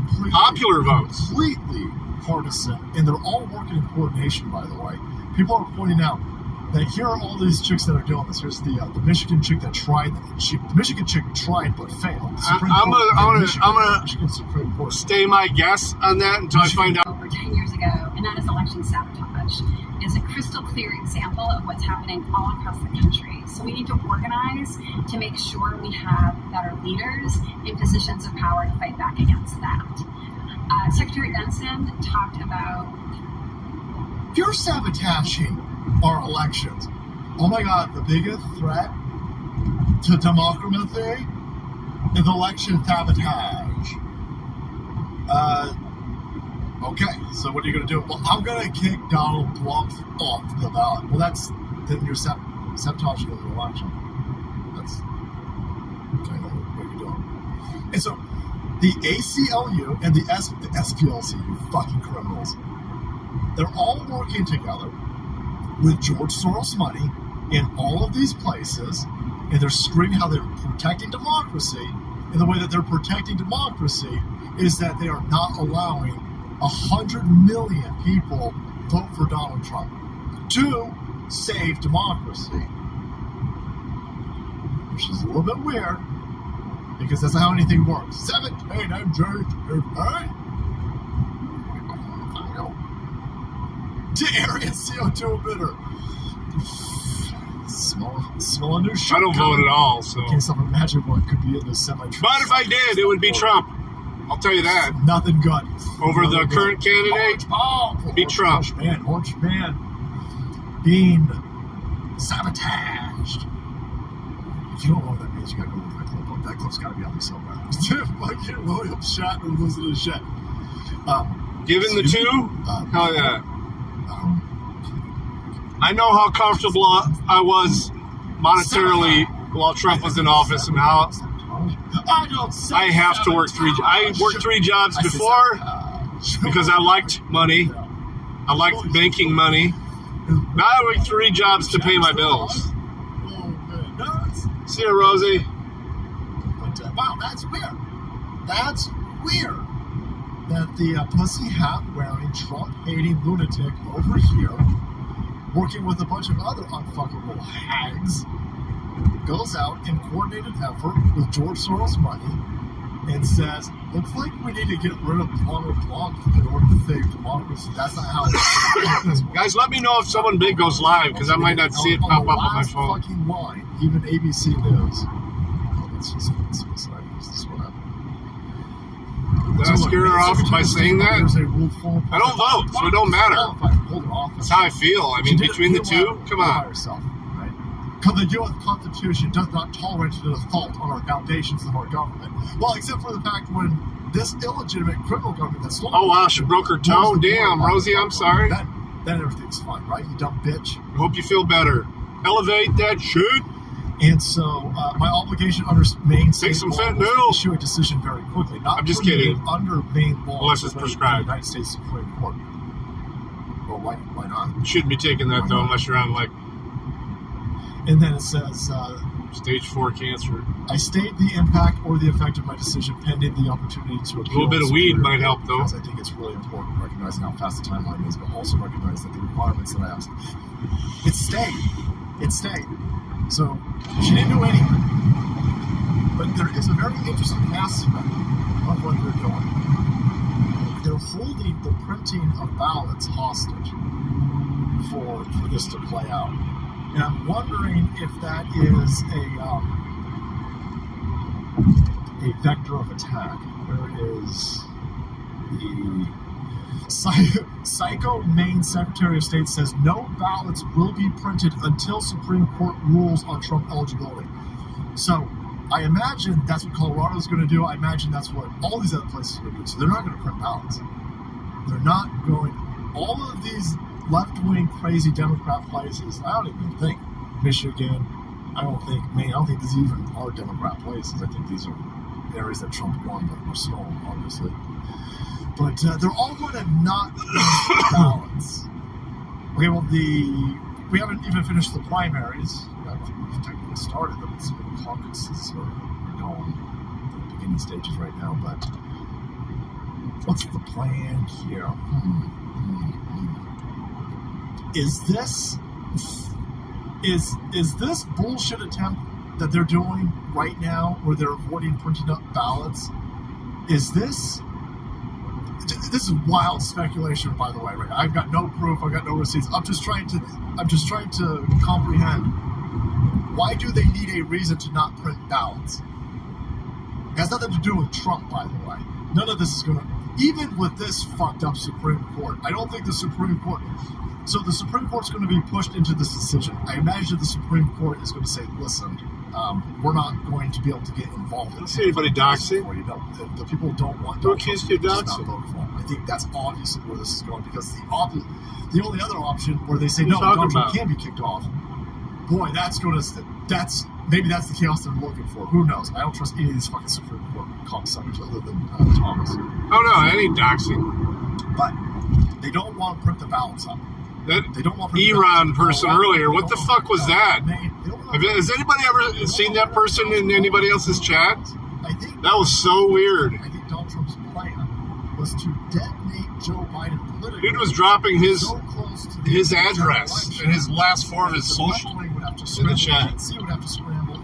I give him a 5-minute timeout, but that's all you can do through prison. The ballots is to give these people enough time to let something I could have removed him, but I was just like, dude, chill. He hasn't been back. Print all the ballots with whatever the DNC protocol that they want to install. At first, he seemed kind of okay. Seemed a little bit odd, but I mean, there's a lot of odd ones in my chat. So. All don't want ballots printed. No. ERRON was the person's name. Iran. Iran. Yeah, he was chatting with everybody. He was talking about his kids. I was talking about my kids a little bit, and blah, blah, blah. Then he started talking about ages and exact birth dates. And then he dropped his address. I'm like, who the fuck? I don't even know if that is your own address, even though I don't care. You don't dox anybody on purpose. You know, it happens by accident. This regime right now. That's where they moved to. I don't think I've ever seen him in any other chats either. It's just weird. Court cases aren't going to court. It looks like that. Fuck you. Jack Smith DC case is going to get annihilated. It was in the chat for a long time too. After the election. By the way, all of this shit in Maine changed. Maine was a caucus state until Ron Paul won. Holy shit! These criminals, boys. I did my due diligence and timed them out. They never go away. Ron Paul wins most of Maine's delegates. Once he started getting too far, I even warned him when he started getting a little bit stupid about it. I was like, dude, stop. And he like kept doing it. I was like, okay. Bye-bye. 2016 election. You know 2020 was stolen. We didn't quite overcome that one. Maybe the point wasn't to overcome it. Maybe it was to secure a 2024 election. I have no idea. But fuck, man, and we've been saying that they stole the election in 2012. All these elections are stolen. There hasn't been a clean fucking election. In 2012, Mitt Romney got his ass handed to him by the fucking Paul boys. The Ron Paul ran a fucking train, won Maine, and Maine said, oh shit, Mac. Day was full. I'm done. Day was full. We better get to a better rigging situation here in Maine. We can't have one of them fucking populists win. We can't have some scumbag like Ron Paul. Guy got a car accident up ahead here. That's like I don't know if it's on my side or the other side. There you have it, essays. There you have it. These people won't stop, they can't stop. Unfuckable bitches in key positions. Place them. The George Soros money have opened our country up. They've opened up the fucking airwaves. Our telecommunications are hijacked. Right? The actual air. I agree, Claiborne. I agree. The fucking Chinese spy balloons, the air above us, the fucking Wi-Fi, everything, the telecommunications, the data infrastructure, the fucking southern border, everything. I actually like what that guy in Argentina is doing. Just cut away whole parts of the government. Have been utilized to open. We are the most bloated. We have the most bloated government out of any country in the world. In order to unseat America from its holding position. There are whole departments that can go. Thank you so much for being here tonight. Thank you for supporting us, and thank you for keeping this stream up and running, despite all of the technical glitches. Information war is going to go Beirut, boys. Beirut levels. As we get closer to this election cycle, it's going to be this. You see what? Welcome to the Thunderdome essays.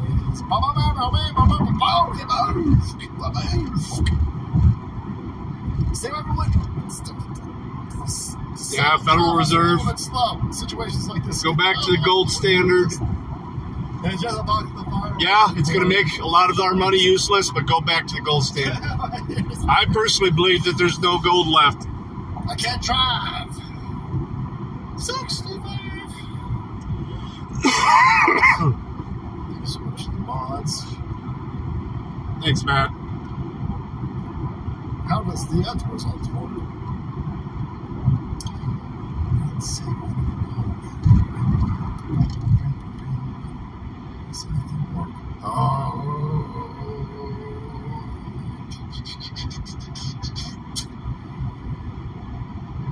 Shit. How do I do a thingy? How do I do a thingy with the things, boys? With the thingies? Boom! Saved it, bam. By the way, we're going to be on Side Scrollers on the 4th, 9 a.m. Pacific time, boys. It's going to be on there with Craig, talking about stuff.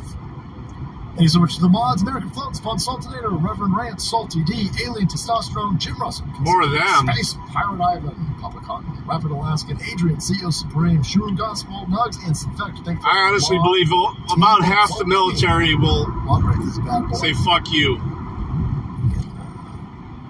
I used to say 80% of the military, but now it's so woke that I'd say about half. That's a weird thing to say. 1/4/24, man. Damn, the year flew by fast. Big time, big league. Some of these jets, boys. Still waiting for Americans to grow a set of balls and put a stop to all this treason against its own people in the country. It's you know, there is a tipping point that always happens, and the evil people, the lizard people, I mean, this is why they hide behind these skin jobs that you see, like AOC. All these fucking people don't have any power. AOC ain't got no power. Elon Omar ain't got any power. George Soros. Unless you know Kung Fu. Was, even George Soros, somebody telling that dude what to fucking do. And there's a tipping point, and they're concerned about the tipping point, which is why they fucking lie about everything. I mean, they're not just openly lying. Good song, Albie. They're openly lying because they don't want the vast amount. There's a tipping One of my point. favorite. Once you get to an inflection point of normies understanding what's going on, then there's going to ramifications that they're not there. So we're not quite there yet. And again, I don't want to go through a French Revolution. Some people say that you have to go through the French Revolution. That's going to suck for everybody involved. But I know it's going to suck even more for you leftards out there who don't know how to grow tomato plants. You're in a lot of trouble. And you're unarmed, and we are inundated with people that hate us. You're in a lot of trouble, lefties. Thank you so much to the business directory, by the way, all the business owners, Salty Army based owners over here on our business directory page. Thank you guys. Keep us Google AdSense free. Fuck you, Google. I want a steak sandwich, boys. I question any woman in a position of authority because of them. They've set women's movement back 50 years. There's a whole bunch of TikToks that got all these Zoomer chicks, these millennial chicks. They go, oh my god, what's patriarchy doing this to me? I'm like, I don't know if it was patriarchy that did it to you. It's globalization that did it to you. This notion that raising a family and being in charge of the house and the home, that's not a noble profession. That's the noblest. Trying to get somebody red flags, making Chopper. Humans, raising humans, keeping a fucking household up and running. That's a lot of work. That's incredible work. And these poor women out there have been fed this propaganda that's atrocious and it's stupid and you should kill your baby and you should go and work in a fucking cubicle. And this is a new idea, by the way. I mean, my grandma, I think she worked a little bit during the 40s when the dudes went off to war. But, raising a family is a lot of work. It's noble work. Watch out, boys. ATF's telling gun stores to sell to illegals without background checks. That makes a whole sense in the world. That's the whole sort of thing about. First, should be the last. The main secretary's office to speak to her personally. Completely opposed to red flag laws. Tommy Mass's tweet is interesting. They're going to force the House to pick Trump and say he's not legitimate. Oh, that's fucking interesting. They're going to force the House to pick Trump and say he's not legitimate. He's not legitimate. They're going to force the House to pick Trump. The House is going to say he's not legitimate? Alright, let me throw it. Thanks, brother. I don't trust any of these Republicans. Sargon of Akkad was like, why don't the Republicans do anything? Well, because the Republicans hate us. The Republican Party is full of shitheads who hate us. The Republican Party is not on our side. Sorry, Mom. I have a question. Where is the Antifa during the most peaceful protestings? Strange they love mostly peacefully protesting seem absent. The Antifa lunatics out there, they're all waving those, they're all busy blocking freeways and airports with Palestinian flags right now. That's where they're at, Talon. That's where they're at. Did I hear about the Ukrainian minister admitting they need 500,000, 600,000 troops to replenish the losses? I didn't see that, Soldier Dogs. I did see that right before the stream there was a big old missile attack. That's smart, man. Thousands of missiles. Russia just annihilating that place. They don't have enough people. It's the smart way to do it. They're sending, there's a lot of videos of women in trenches, and you don't send. They're saying that's what you should do with your properties, too. When you've got men. They don't have, they've probably been out of men for months. And, you know how you have these people stealing deeds and stuff like that? So, is to put your property in a trust. All of the Ukrainian oligarchs all that way you don't even need to have a will. As the collapse gets closer. There'll be no fighting. There'll be no taxes. They stole Paul LePage from us. They're already attached to the deed. Paul LePage. He was our DeSantis governor. We've been invaded too. But we're still the whitest quarter of the U.S., so I'll keep my bug outs in the mountains. Might need them next year. There's a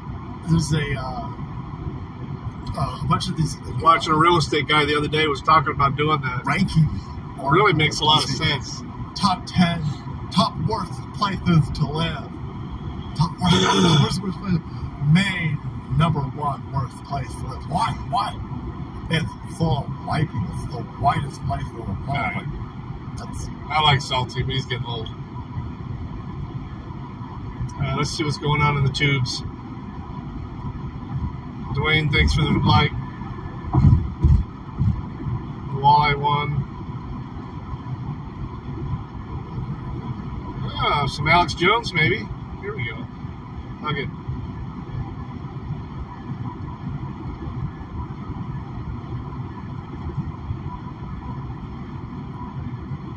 No, maybe not.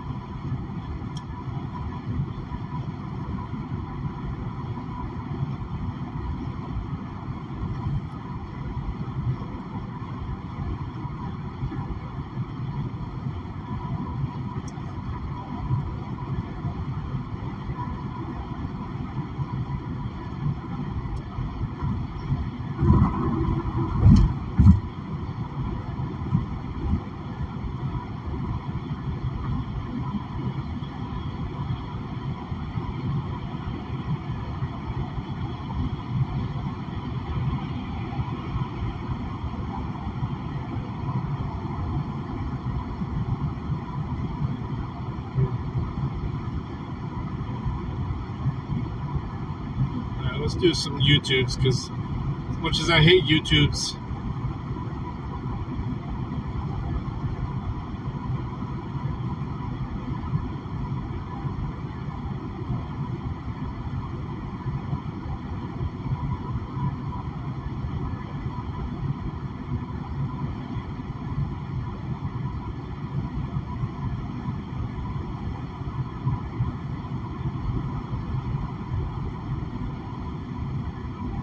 backwards. Stovepipe. Ooh, Liberty Lockdown. Angry Vet just put wow down. Not sure what that means.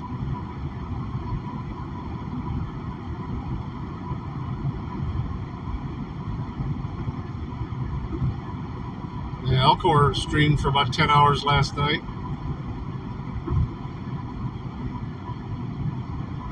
Well, here we go, Leto.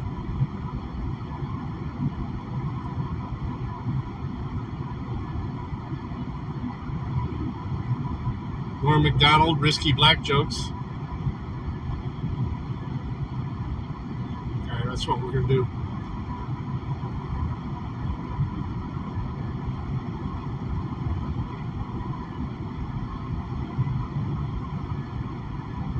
Yeah, how to grow a survival garden.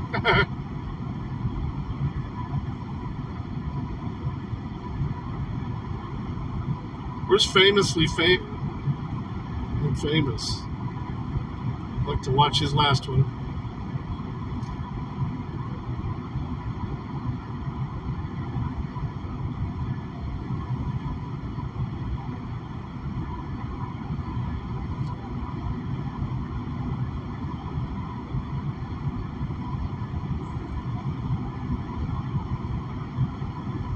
Here we go. Well, that's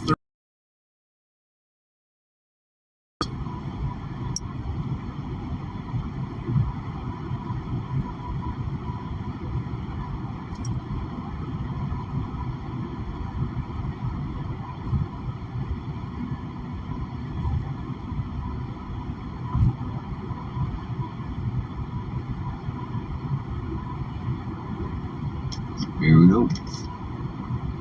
All right. We'll let a few people get in here. We'll explain what's going on, I guess. all right. This is the one from last night. I didn't get to watch it. Carpet bombing of Elkhart, Indiana has commenced.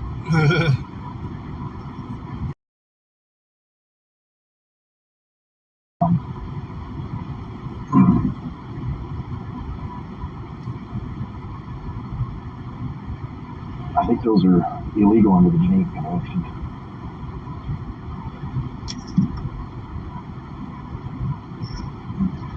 All right, that's so, thing.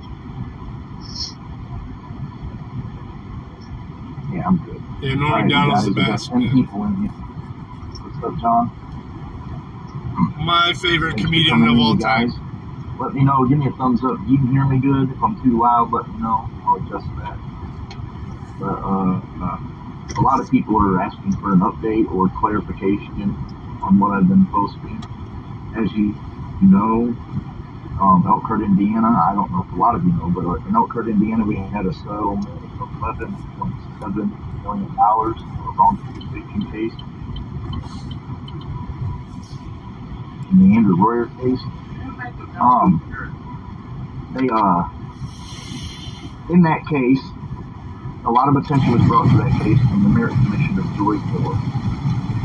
The line of questioning from the attorney that a lot of people probably misunderstood or didn't understand was pertaining to Carlton Conway, a Brady cop affiliated with the investigation of Andrew Royer, and how the prosecutor applied her authority towards Mrs. Phillips in trying to remove her from the police department on credibility issues. But as you will see, I'm getting ready to read to you guys the entire complaint of Andrew Royer, and I didn't mean to read you a bedtime story, but to be honest with you guys, this one will give you a nightmare. Best thing, or if anybody's in the chat or if people are asking in the chat, please let them know that I'm reading the case. There's going to be probably 60 pages of this. I'm going to read it to you. I probably won't stop a lot, so if people are asking what's going on, then just let them know to rewind. Hit the little red line at the end of the bottom of the video, rewind it, and you'll see what we're doing and what we're trying to get across. There are several wrongful convictions in Elkhart, Indiana. Many are coming back right now.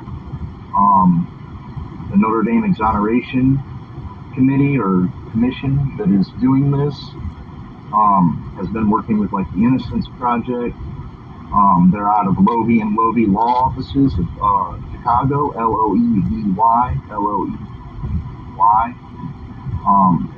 Loewy and Loewy, civil rights attorney out of Chicago. I recommend that if any of you have family members that are in this situation that hasn't been able to help or attention to their situation, to contact them immediately.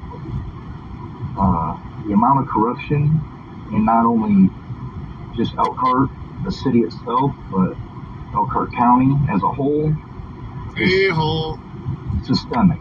It goes from the bottom of the barrel all the way to the top, and that's including lawyers, prosecutors, judges, police officers, investigators, probably all the way up to corrupt business influence. And we'll get into a lot of that stuff later on.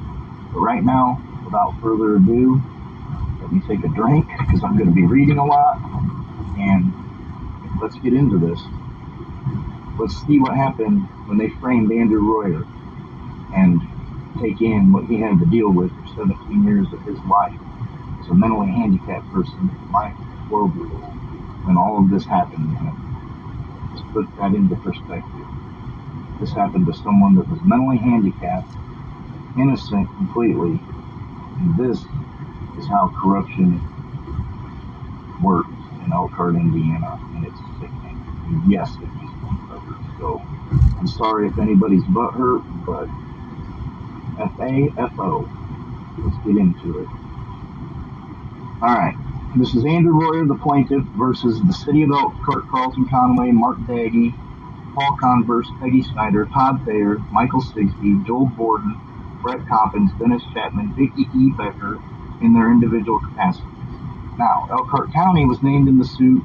To let you guys know before we get started, Elkhart County was dismissed from the suit because they aren't responsible for the wrongdoings of the prosecutor nor their deputies. Okay. In their individual capacities. Now, Elkhart County, the Elkhart County Prosecutor's Office in the state of Indiana. A jury trial was demanded. This was written by Elliot Splozoff. the Notre Dame Exoneration Committee from the law offices of Lovey and Lovey in Chicago, Illinois. Defendant. Complaint is Plaintiff Andrew Royer, by his undersigned attorneys, complained of defendants City of Elkhart, Carlton Conway, Mark Daggy, Paul Converse, Peggy Snyder, Todd Thayer, Michael Stigsby, Joel Borden, Brett Tompkins, Dennis Chapman, Vicky Becker in their individual capacities. Elkhart County, the Elkhart County Prosecutor's Office in the state of Indiana, as follows. Introduction. Plaintiff Andrew Royer spent more than 16 years incarcerated for the murder of Helen Saylor, a crime he did not commit. Every wrongful conviction is tragic, but Mr. Royer's is particularly heartbreaking. At the time of his arrest, Mr. Royer was mentally disabled and living in the Waterfall high-rise, an apartment complex for the elderly or disabled in Elkhart, Indiana. The state's manufactured case against Mr. Royer hinged on 3 pieces of fabricated evidence. Included among that fabricated evidence was an involuntary false confession attributed to Mr. Royer, which was concocted, manufactured, and coerced through hours of illegal interrogation. During this interrogation, Defendant Conway, at the behest of other defendants, used intimidation and manipulation to obtain a false and involuntary confession from Mr. Royer. Prior to the interrogation, Defendant Conway was made aware that Mr. Royer was mentally disabled and had the mind of a child. Defendant Conway was not alone. Other Elkhart defendants, including Mark Daggy, Peggy Snyder, Paul Converse, and Vicky Becker, were aware that Mr. Royer was mentally disabled prior to his interrogation. Still, no defendant took any steps to accommodate. I got some pretty cool emojis too. Instead, defendants enabled and authorized Defendant Conway to psychologically coerce and mentally disabled Mr. Royer through 2 days of intensive interrogation that resulted in a false confession. Mr. Royer's confession was demonstrably false. Ample evidence demonstrates the falsity and unreliability of the manufactured statement. Second, Defendant Conway manufactured a false and fabricated statement for third-party witness Nina Porter through coercion and undisclosed promises of consideration. The state used Mrs. Porter's fabricated statement to secure Mr. Royer's wrongful conviction. I can't see him on Prism. It just types out the name of it. Elkhart County Sheriff's Deputy Dennis Chapman to provide a fabricated and false latent print opinion tying Royer, co-defendant, to a piece of physical evidence from the crime scene. At trial, the state used the fabricated latent print match to secure Mr. Royer's wrongful conviction. Defendant Chapman's opinion regarding the latent print was false, fabricated, and product of undisclosed pressure by the Elkhart police defendant. Mr. Royer's wrongful conviction nearly cost him everything. Before this case, Mr. Royer had never been convicted of a crime. With the mind of a child, Mr. Royer was thrown into a maximum security prison that was incapable of protecting him and providing him the proper mental health and medical care that he needed to function and survive. Mr. Royer's wrongful conviction was caused by defendants' egregious wrongdoing, where they manufactured and fabricated all the evidence of his supposed guilt. Fortunately, Mr. Royer's defendant's misconduct has since unraveled. At a 2019 evidentiary hearing, Mr. Royer demonstrated that the case against him was nothing more than an illusion all along, and that his wrongful conviction was obtained by coercion, the withholding of critical exculpatory evidence, and the fabrication of falsehood. Good to see you, buddy. How was the birthday party? 2020, Mr. Royer was granted a new trial. On April 2nd, 2020, Mr. Royer walked out of prison a free man, having served nearly half his life behind bars for a crime he did not commit. Tragically, Mr. Royer's quest for justice did not end with his release. Instead, the state challenged the trial court's decision granting Mr. Royer a new trial to the Indiana Court of Appeals. On April 8, 2021, the Indiana Court of Appeals unanimously affirmed the grant of a new trial, affirmed that Mr. Royer's constitutional rights were violated, in part due to the withholding of exculpatory and impeachment evidence, and summarized. Simply put, Royer did not receive a fair criminal trial. On June 30th, 2021, the state filed a motion to dismiss criminal charges against Mr. Royer. On July 12, 2021, the state's motion to dismiss was granted, and Mr. Royer was finally exonerated from a crime he did not commit. The lawsuit seeks to bring the injustice that happened to Mr. Royer to light so that it will never occur again. I'm going to read that again. This lawsuit seeks to bring the injustice that happened to Mr. Royer to light so that it will never happen again or occur again. Did you hear that, public servants? Jurisdiction. This action is brought pursuant to 42 U.S.C. 1983 to redress the deprivation under color of law of plaintiff's rights as secured by the United States Constitution. Mr. Royer also asserts claims under the Rehabilitation no worries. I'll be going back. I was bringing them a brand new laptop for one that didn't work, and guess what? I plugged it in, turned it on, and it worked just fine. So I went to Fireside Public, whatever it is. It's pretty good. It had some pierogies and some truffle fries. In the events and omissions giving rise to plaintiff's claims occurred. Oh, just been fine so far. Still got about 2 hours left. Heading home. Plaintiff Andrew Royer is a 46-year-old resident of Goshen, Indiana. At all times relevant here to defendants Carlton Conway, Mark Baggy, Paul Crumbers, Peggy Snyder, Todd Thayer, Michael Stickby, Joel Gordon, and Brett Coppins, here and after defendant officers were police officers in the Elkhart Police Department. All are sued in the pause this a second. Acted under color of law. It's one of the reasons why I hate those USB-C chargers for laptops, because idiots try and plug them into the regular USB ports, USB-C ports. Yeah, it's still rated here too. It was snowing in was it Wixom, something like that, where I stopped at Sheets. At Sheets, it was snowing, but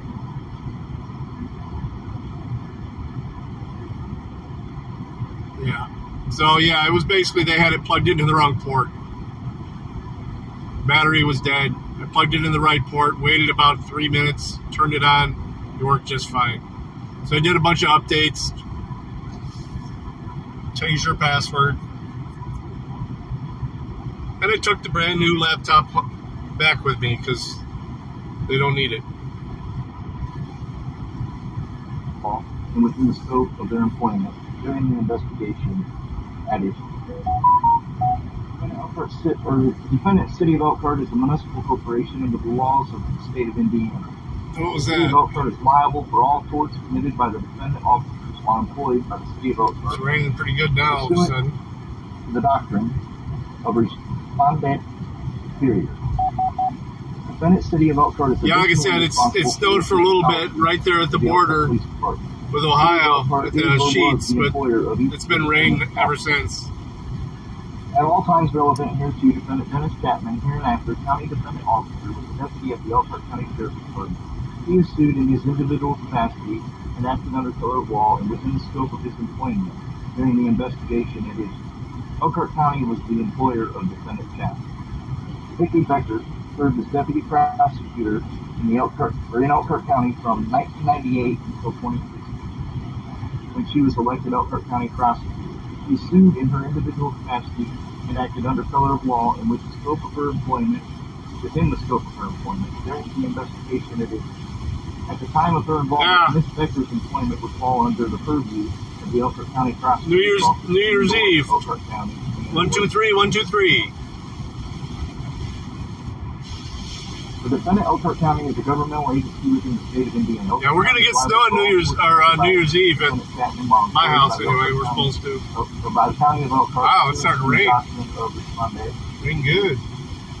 At all times relevant to this action, each of the named individual defendants acted individually or collectively under the color of laws, regulations. I'll wait till after New Year's. I mean, it's pretty much locked, but I'm gonna reset the numbers New Year's Eve too.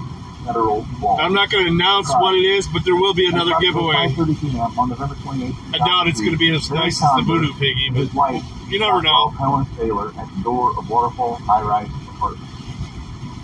Carolyn Hopper, let me back up a minute. At approximately 5:30 p.m. on November 28, 2002, Larry Conver and his wife dropped off Helen Saylor at the door of Waterfall High-Rise Apartment. Yes, the Detective Conver was seeing the lady. It's also a homicide investigation.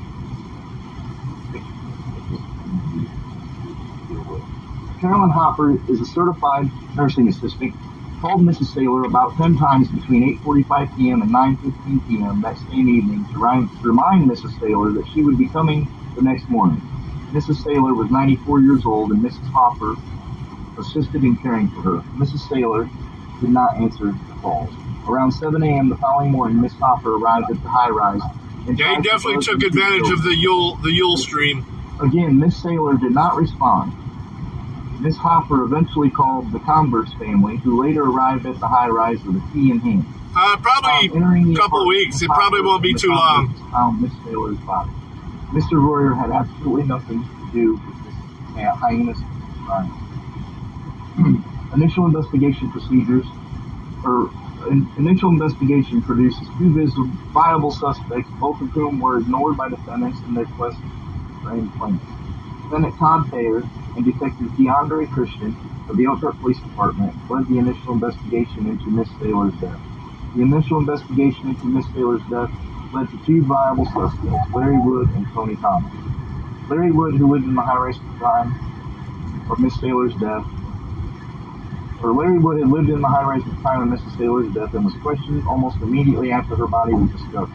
Yeah, I see that. It popped up. I'm interested in this. So you guys were telling me about this earlier. On the day of the murder, he saw Mrs. Saylor dropped off at her apartment I kind of want to in the late afternoon and opened the door to the high-rise for her. Although Mr. Wood initially denied going into Mrs. Saylor's apartment, he later admitted that he may have ridden the elevator with her, walked her to her apartment, and even assisted her inside.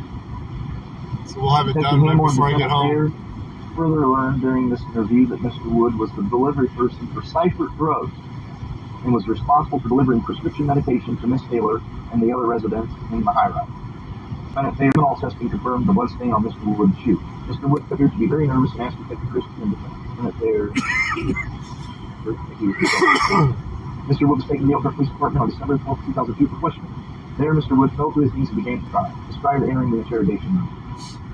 At 9:45 a.m., Mr. Wood signed a waiver of Miranda rights form in the presence of the defendant Coffin. That same day, Mr. Wood answered a series of questions posed to him. Mr. Wood then took a truth verification examination. Initial investigation produces significant evidence implicating the victim murderer Tony Thomas and Miss Saylor. The initial investigation also produced evidence implicating Tony Thomas, the convicted murderer, lurking in the high-rise on the day of the murder and Mrs. Saylor's death. Detective Christian spoke to a number of witnesses who directly implicated Mr. Thomas in the murder and placed him on a high-rise elevator at the same time that Mrs. Saylor was last returned an elevator. At the time of Miss Saylor's murder, Mr. Thomas' grandmother, Alberta Wolf, lived in the apartment 300 of the high-rise complex. Miss Wolf was out of state for Thanksgiving and had provided Mr. Thomas with a key. At the time of Miss Saylor's death, Mr. Thomas had already served more than a decade in an Arkansas prison for murder. Detective Christian obtained affidavits from Eunice Judy Miller and James Cassidy on December 9, 2002 during the initial resident on the high-rise. On Thanksgiving Day 2002, Mrs. Miller was at her apartment with Mr. Cassidy. Detective Christian learned that Mr. Thomas was in bad shape when he knocked on Mrs. Miller's door around 2 p.m. A distraught Mr. Thomas revealed that he had been living in this farm for 3 months. Miss Miller ultimately invited Mr. Thomas to Thanksgiving dinner. After Mr. Thomas left, Miss Miller asked Mr. Cassidy to hide her first because of Mr. Thomas's bizarre behavior. Miss Miller revealed to Detective Christian that something was not right with Tony on the day that Mrs. Saylor was killed. Mr. Cassidy corroborated Miss Miller's account to Detective Christian. Detective Christian was informed that when Thomas eventually returned, he was belligerent, sniffling, and apparently high. Mr. Thomas was wearing a green army jacket, jeans, and black slippers on November 28, 2002. Miss Miller was able to positively identify Mr. Thomas in a photo array. Mr. Cassidy informed an Elkhart detective on December of 2002 that he believed Tony Thomas was responsible for the murder of Miss Saylor because he was so belligerent and irrational on the day of the murder. This information was never documented or disclosed in the police report. Another high-rise resident, Robert Hogan, signed an affidavit to police about a suspicious person on the high-rise elevator around 5:30 p.m. on Thanksgiving. At the time he arrived on the elevator, Mr. Hogan saw a black male wearing a green army coat and uncapped. Based on the descriptions provided by Miss Miller and Mr. Cassidy, police correctly believed that the description matched Tony Thomas. Mr. Hogan informed the police that Mr. Thomas stopped on each floor where he poked his head out of the elevator and looked around the hallway. After each stop, Mr. Thomas claimed he had the wrong floor and remained on the elevator after Mr. Hogan exited. Mr. Hogan believed Mr. Thomas was a disoriented crackhead. August 2003 report refers to undisclosed interview and polygraph of Thomas in 2002. Through this Though the state has never disclosed any report or recording regarding questioning of Tony Thomas, according to an August 8, 2003 report, an interview did take place. Detective Christian also disclosed in this report that she believes that Mr. Thomas was given a truth verification exam, but no documentation has ever been disclosed regarding such a test. Formation of the Elkhart Police Department's first homicide unit. Now pay attention to this, you guys. By the summer of 2003, the Sailor homicide investigation turned cold. In August of 2003, the Elkhart Police Department started a homicide unit. At the time, the unit consisted of one defendant, Lieutenant Paul Comberg, Sergeant Bill Wargo, Defendant Detective Peggy Snyder, Defendant Detective Mark Nagy, and Defendant Detective Carl Conway. The Sailor investigation was the unit's first investigation. The unit supervisor, Lieutenant Paul Combers, was related to Mrs. Sailor. Instead of being walled off from the investigation, as should have been done in any legitimate investigation into Sailor's death. Shortly thereafter, Defendant Conway was assigned to lead the homicide investigation. Other defendants assisted him along the way. The defendant's obsession with Lena Cannon turns focus of investigation away from Tony Thomas to Larry Wood. Even though the initial investigation developed significant leads implicating Larry Wood and Tony Thomas in the murder, Defendant Nagy had his eyes set on a completely different individual, Lena Cannon. Defendant Nagy had been investigating Miss Cannon prior to Miss Sailor's death for a string of burglaries in Waterfall Highlight. While Defendant Nagy suspected Miss Cannon There's of being the comeback. involved in those burglaries, he never developed probable cause to charge her with any crime. Only another 900,000 to go. Nobody has ever suggested or suspected that he had. By late August 2003, Defendant Nagy convinced Defendant Conway to turn the investigation towards Lena Cannon. Not a shred of evidence implicated Mr. Royer prior to September 2nd, 2003. Prior to September 2nd, 2003, not a single piece of evidence implicated Mr. Royer in Sailor homicide.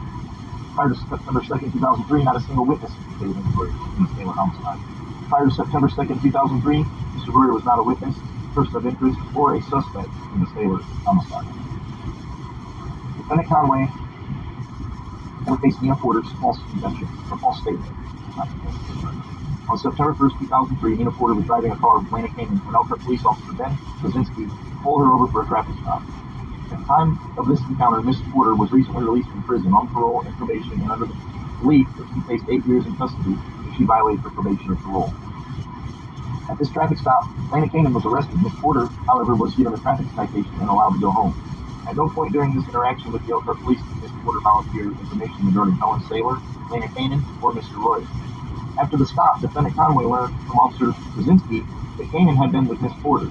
Officer Krasinski did not provide Defendant Conway with any information indicating that Miss Porter had knowledge regarding Sailor homicide. The next day, September 2nd, 2003, Detective Conway arrived at Miss Porter's house and informed her that there was an outstanding warrant for her arrest and took her into custody. Defendant Conway took Miss Porter into custody as part of his effort to frame Mr. Royer and Lena Cannon for a crime he did not commit. After being placed into an interrogation room, Miss Porter was not questioned about the warrant for arrest. Instead, Miss Porter was questioned for hours about the Sailor homicide. When Miss Porter maintained that she knew nothing about the Sailor homicide and that Miss Cannon had never confessed to her, Defendant Conway informed her that she would be in trouble if she didn't cooperate. According to Miss Porter, Defendant Conway spoke with her extensively before taking her statement. Defendant Conway was very loud and sat about 8 inches from Miss Porter as he fed her the details of the Sailor homicide, scaring and intimidating her. When Miss Porter maintained that she knew nothing about the Sailor homicide, Detective Conway threatened to have her children taken away if she didn't provide a statement. After repeated attempts to fabricate a statement from Miss Porter, Defendant Conway showed her photographs of the deceased body of Helen Sailor. Each photo had words written on the back that were meant to serve as cues for Miss Porter to repeat when the recorder was turned on. Specifically, Miss Porter recalls one of the photographs containing the phrase Thanksgiving, which was her cue for repeating Thanksgiving. Thanks for giving that.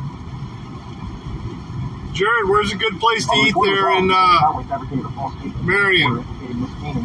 Mr. Royer, I'll buy you dinner too. I told you that's part of the deal. Get the biggie and dinner. None of this misconduct, fabrication, coercion, and promises of consideration were disclosed to Mr. Royer or his defense prior to trial. Miss Porter's fabricated and coerced false statement manufactured by Defendant Conway was eventually used to secure Mr. Royer's wrongful conviction.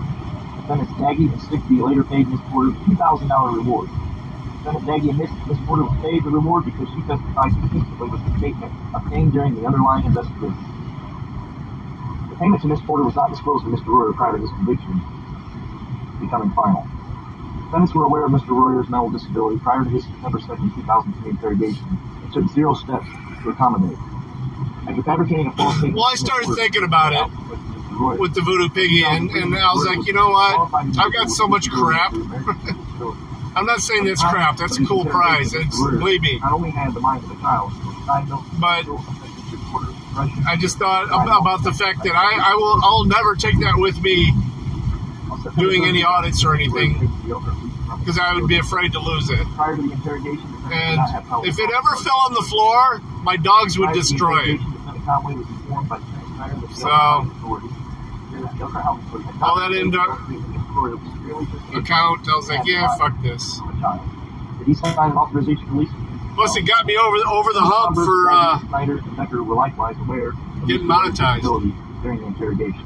Yet defendants took no steps to accommodate Mr. Royer's disability prior. I'll look around. I mean, you're right in Marion, right? So. Counselor for family members present for his interrogations on September 3rd, 2003 and September 4th, 2003. Due to lack of accommodations made, which could have included a lawyer, counselor, social worker, or family member, a disabled Mr. Royer was unable to effectively participate in police activity in an appropriate manner consistent with his disability. Such an accommodation would have allowed Mr. Royer to have the benefit of providing specific information responsive to the defendant's question. Due to the lack of accommodations made, defendants were able to psychologically coerce and disable Mr. Royer from providing false confession.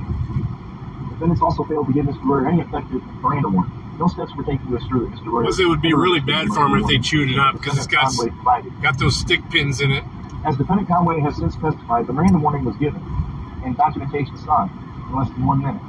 Mr. Royer never knowingly or voluntarily waived. I will say it's in excellent condition.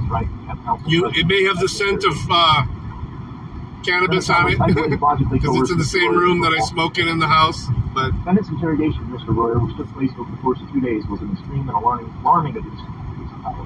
It was a whole exactly. Hear a false confession from Mr. Royer in violation of his I knew it was something that people that in this community anyway would understand. Over the course of 2 days, that it does have. I mean, it does have value. I mean, people pay hundreds of dollars for him for Bao.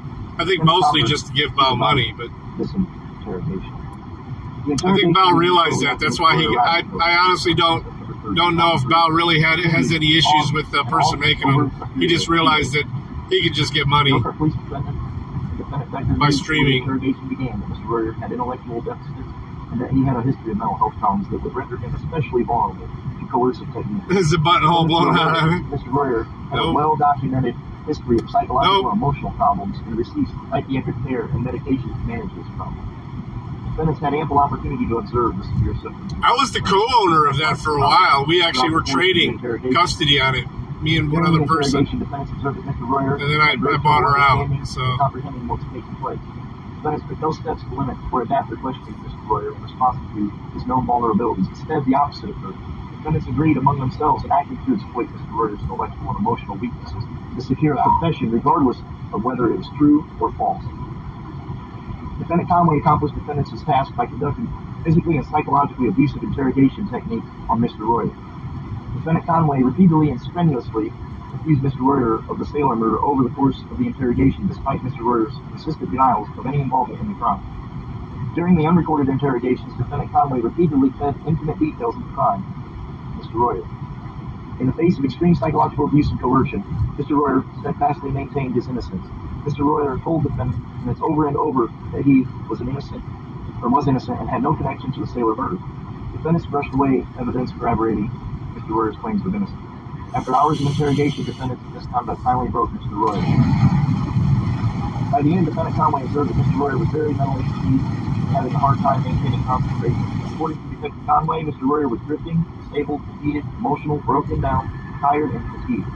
Defendant Conway observed that Mr. Royer had psychologically collapsed before ever taking a recorded statement on September 3rd, 2003. Instead of terminating the interrogation as he should have, Defendant Conway took Mr. Royer's recorded statement. Prior to doing so, Defendant Conway consulted with other defendants, including Defendant Conway, to encourage Defendant Conway to plow forward with the defendant's plan. Acting in her investigative capacity, Defendant Becker participated in the interrogation of Mr. Royer prior to initiation of charges.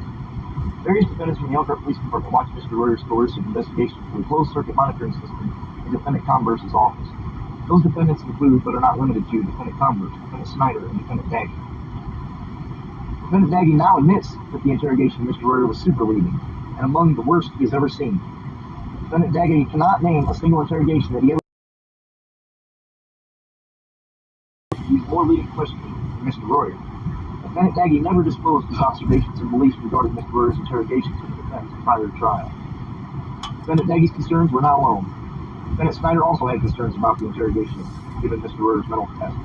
Mr. Royer was the only person in Defendant Snyder's entire career who she felt was an innocent person charged with a crime he did not commit. Defendant Snyder never disclosed her observations and beliefs to Mr. Royer's defense prior to his trial. Defendant Vicki E. Becker, then an Elkhart County deputy prosecutor, joined Defendants Daggett, Snyder, and Converse in watching the interrogation through the closed-circuit monitoring system. Defendant Becker and the police officer defendants had been in frequent contact during the investigation that predated Mr. Royer's interrogation. Defendant Becker did so in an investigative capacity. Defendant Becker was present for the interrogation with the other police officer defendants in her investigative capacity before the initiation of charges. At the time Defendant Becker joined the interrogation, no probable cause existed to charge Mr. Royer for taking the crime. Defendant Becker participated in the interrogation and I will slow it back down. Royer was mentally disabled. Defendant Becker took no steps to intervene nor ensure that Mr. Royer's disability was accommodated. Defendant Becker took no steps to stop Defendant Conway from using psychologically coercive interrogation tactics on Mr. Royer. Defendant Becker never disclosed to the defense he was a participant and a witness to Mr. Royer's interrogation prior to trial. In fact, Defendant Becker withheld this information for 18 years until she divulged in a 2021 media interview that she saw quite a bit of it and was in and out of the room during Mr. Royer's interrogation. Defendant Becker withheld the fact that she was a witness in part to conceal the egregious misconduct that she not only witnessed, but was actually a part of. With respect to plaintiff's interrogation, Defendant Becker acted as an investigator of the Elkhart Police Department. She had repeatedly advised, urged, and ordered the police officer and defendants to continue the abusive and coercive interrogation of Mr. Royer, even though it was plain to all involved that the interrogation was highly improper and that Mr. Royer was innocent. Due to the coercive interrogation techniques, Mr. Royer was mentally broken, yet no defendant took any steps to stop the coercive interrogation of Mr. Royer. Instead, they advised one another on what steps could be taken in the interrogation and what techniques to be used to force Mr. Royer to confess, and they kept one another up to speed on their progress toward implicating Mr. Royer during the interrogation.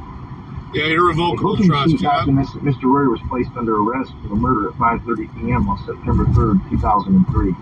At that time, Defendant Conway requested that Mr. Royer not be moved to the Elkhart County Sheriff's Department until further notice because he was going to interview him the next day. Defendant Becker and the police officer defendants made arrangements to ensure that the interrogation could continue on September 3rd, 2003 through September 4th, 2003. By that time, defendants recognized that Mr. Royer's statement was unreliable and was so factually inaccurate that it could never be used to connect plaintiff to the Saylor murder. Defendants were aware that the fact of the statement diverged and contradicted the evidence gathered during their investigation of the Saylor murder. Defendants were also aware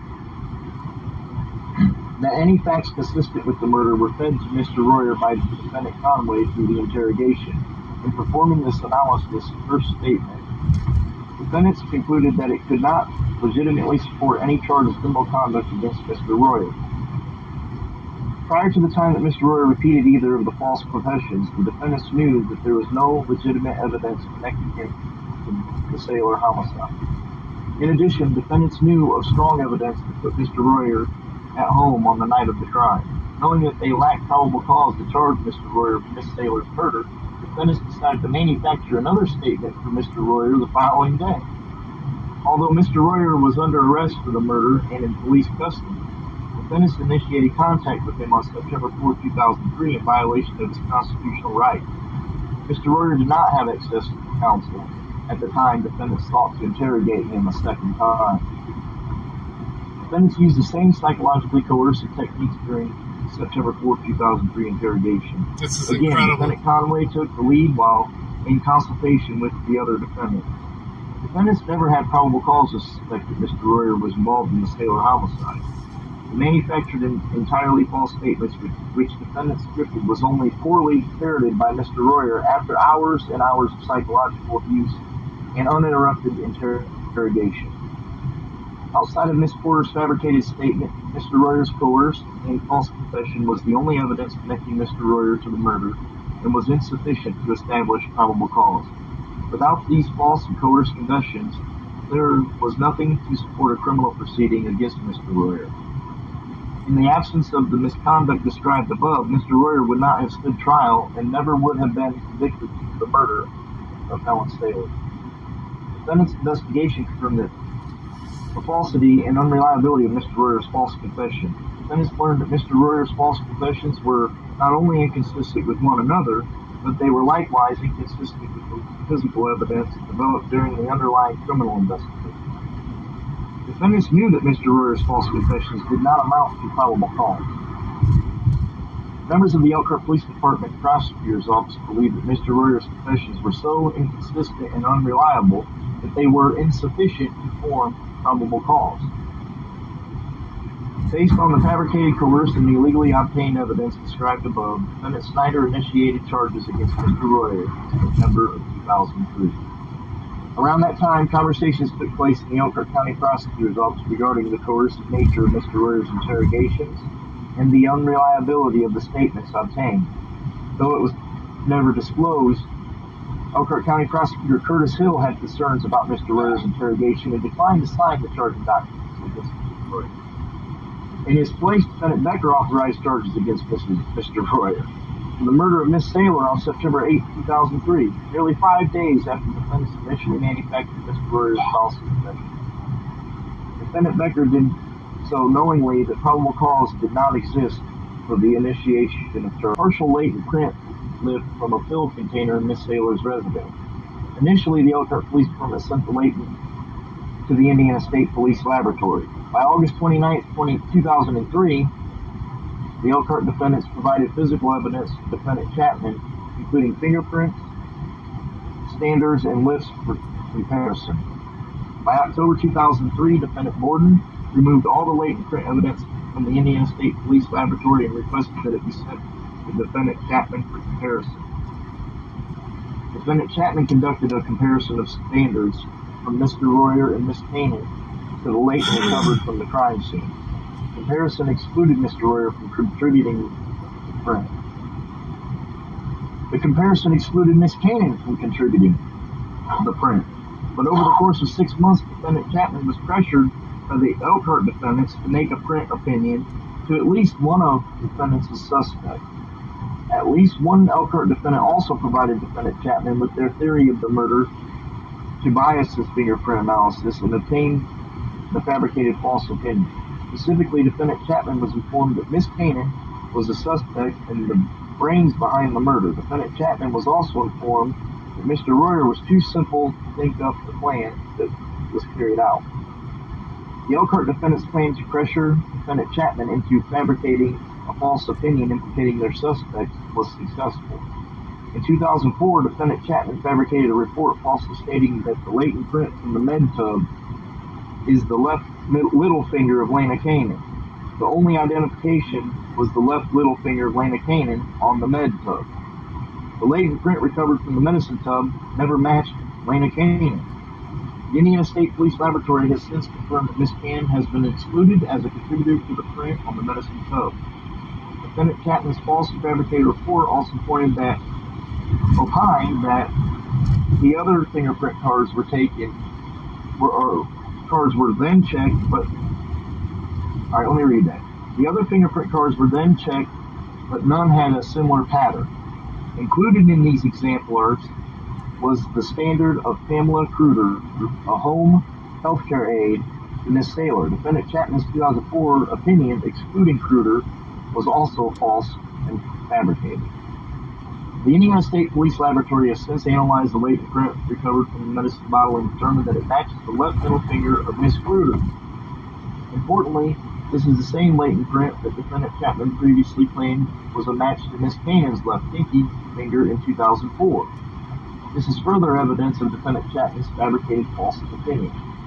Defendant Chapman's report also states that his opinion is based on my experience as a fingerprint examiner with the Federal Bureau of Investigation from 1976 to 1978.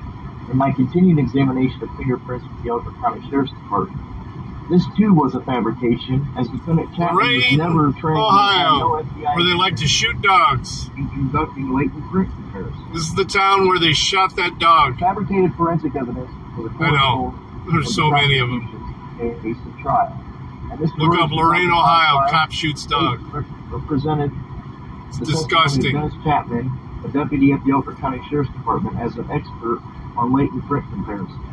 There, Mr. Chapman testified that he was formerly a fingerprint analyst for the FBI, where he was responsible for examining and comparing prints. Mr. Chapman further testified that he made approximately 100 latent print identifications and comparisons. Yeah, even if I did another Yule stream from now until New Year's, and Jared didn't even participate, I don't think anybody could catch him. Model at the crime scene to Miss Cannon's standards and determined that it was a match. Lieutenant Chapman's representations at trial were false and based upon the fabricated opinions contained in his report. Working in concert with the defendant officers, Lieutenant Chapman fabricated this key link to the crime and withheld evidence of this fabrication from the prosecution and defense at trial. Actually, a pretty nice city. Lieutenant Chapman, of course, the piggies suck. Officer also withheld they're dog killers. The defense at trial that Lieutenant Chapman was never qualified nor trained to conduct latent print comparisons with the Federal Bureau of Investigation, nor the Elkhart County Sheriff's Department. Had a lack of qualifications and training to conduct latent print comparisons. Was fed information about. I love James Freeman's little background on his computer. It says, was pressured by the Elkhart defendants. Dogs are like a box of chocolates. They'll kill your. Cops are like a box of chocolates. They'll kill your dog. Opinions were a fabrication, and he was never qualified to conduct latent print comparisons. Lieutenant Chapman was recruited by the Elkhart Police Department to provide false latent print opinions in other cases. But Defendant Chapman's fabricated latent print opinions in this case did not occur in isolation. Defendant Chapman was used to provide latent print opinions on behalf of the Elkhart Police Department dating back to the 1990s. Defendant Chapman was just a hired gun that the Elkhart defendants used when the Indiana State Police Laboratory was not providing satisfactory results in criminal investigations. When that occurred, the Elkhart defendants would withdraw the evidence from the Indiana State Police Laboratory and transfer it to the defendant Chapman, who they were confident would provide them with an opinion that was consistent with their theory of the investigation. Conway undisclosed removal from homicide. Prior to Royer's 2005 criminal charge, Lieutenant Conway was removed from the homicide unit due to sustained allegations of misconduct arising from an interrogation of a suspect in a separate homicide investigation. Lieutenant Conway was moved from the homicide unit because his supervisors, Defendant Converse and Sergeant Margot, had concerns about the impact that his misconduct would have on future homicide investigations and his credibility at criminal trials. Lieutenant Conway's supervisors further believed that his misconduct would jeopardize the integrity of criminal investigations. Defendant Conway's removal from the homicide unit was not by choice. In fact, Defendant Conway appealed his removal to the chief of police, but his efforts failed and Defendant Conway never returned to the homicide unit. While Defendant Conway was removed from homicide, no other discipline nor additional training was given him. As a result, Defendant Conway continued to commit misconduct in criminal investigations that led to additional innocent men and women being charged and convicted of crimes they did not commit. No discipline against or demotion of Detective Conway from the homicide unit was disclosed to Mr. Royer's defense prior to his 2005 trial. The defendant City of Elkhart withheld Mr. Conway's removal and additional sustained allegations of misconduct from other criminal defendants in Elkhart for more than a decade. Those withholdings, too, resulted in additional wrongful convictions. Defendant City of Elkhart has a pattern and practice of withholding discipline records. Defendant City of Elkhart's withholding of Defendant Conway's disciplinary records, allegations of misconduct, personnel files, and removal from the homicide unit was consistent with a long-standing pattern. Cops are like a box of chocolates. They'll kill your dog. Dating back to 1993, the Board of Public Safety issued a report regarding the investigation of police officers found liable by a U.S. District Court of using excessive force. The Board of Public Safety's 1993 report found that some of the officers used brutality, And more importantly, the department failed to implement proper discipline of officers who commit misconduct. The board not only expressed frustration regarding efforts to hamper the city administration's investigation of conduct, but it likewise set forth the report's goal to eradicate brutality as practiced by some of our police officers. The board linked this misconduct to the Elkhart Police Department failing to properly implement progressive discipline of officers. The board reasoned that actually if progressive, corrective discipline had been practiced in the cases of Hill and Ambrose, either they would be cops today who know how to follow proper procedure, or they would not be working here. We tend to believe that failure to point out weakness early in the officer's career does no one a favor. The Board of Public Safety reiterated that. The problem appears to be in a system that is secured and private. You can't say kill? By a code of silence, further protected by state law. The board likewise determined that the hiring of officers needed to be completely transformed, and that we, the appointing authority, pay more attention to the psychological profile. In addition to revamped hiring practices, the board recommended that the department must find a way to better conduct internal investigations. By 2005, these reforms were still not implemented, thus allowing defendants to continue committing misconduct without fear of any meaningful discipline or consequences. Through Mr. Royer's exoneration in 2021, the Code of Silence continued to exist within the Elkhart Police Department.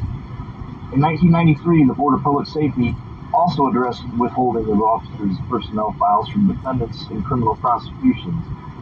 In doing so, the report found that we need to put everything that's known about the officer in his or her file. We need to understand we work for the people who elect managers for a 4-year period. It's weird. We do not work for the prosecutor, and leaning on the prosecutor's requirements need to stop. To not put something on file that might make a police officer less than a credible witness if discovered is exactly as it should be. To keep this from being discovered smacks at everything American. To go to prison because of testimony from a less than credible witness is tragic. It begs the question, should this cop be a cop?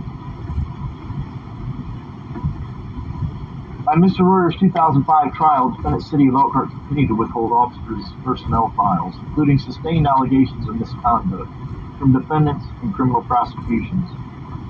Thus, while defendant City of Elkhart was on notice of a serious problem regarding the lack of discipline and the failure to disclose personnel files, including sustained allegations of misconduct to criminal defendants by 1993, the city took no steps to address this problem prior to Mr. Royer's wrongful conviction in 2005. That pattern and practice of withholding personnel files led to scores of wrongful convictions. As officers like Stephen Rizzuto, that's weird because I have almost zero restrictions on my chat. And Carl Conway were all zero. No, I know it.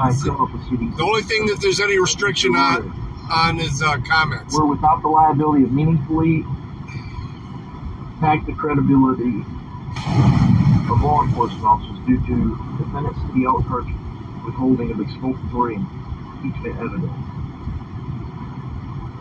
There you go.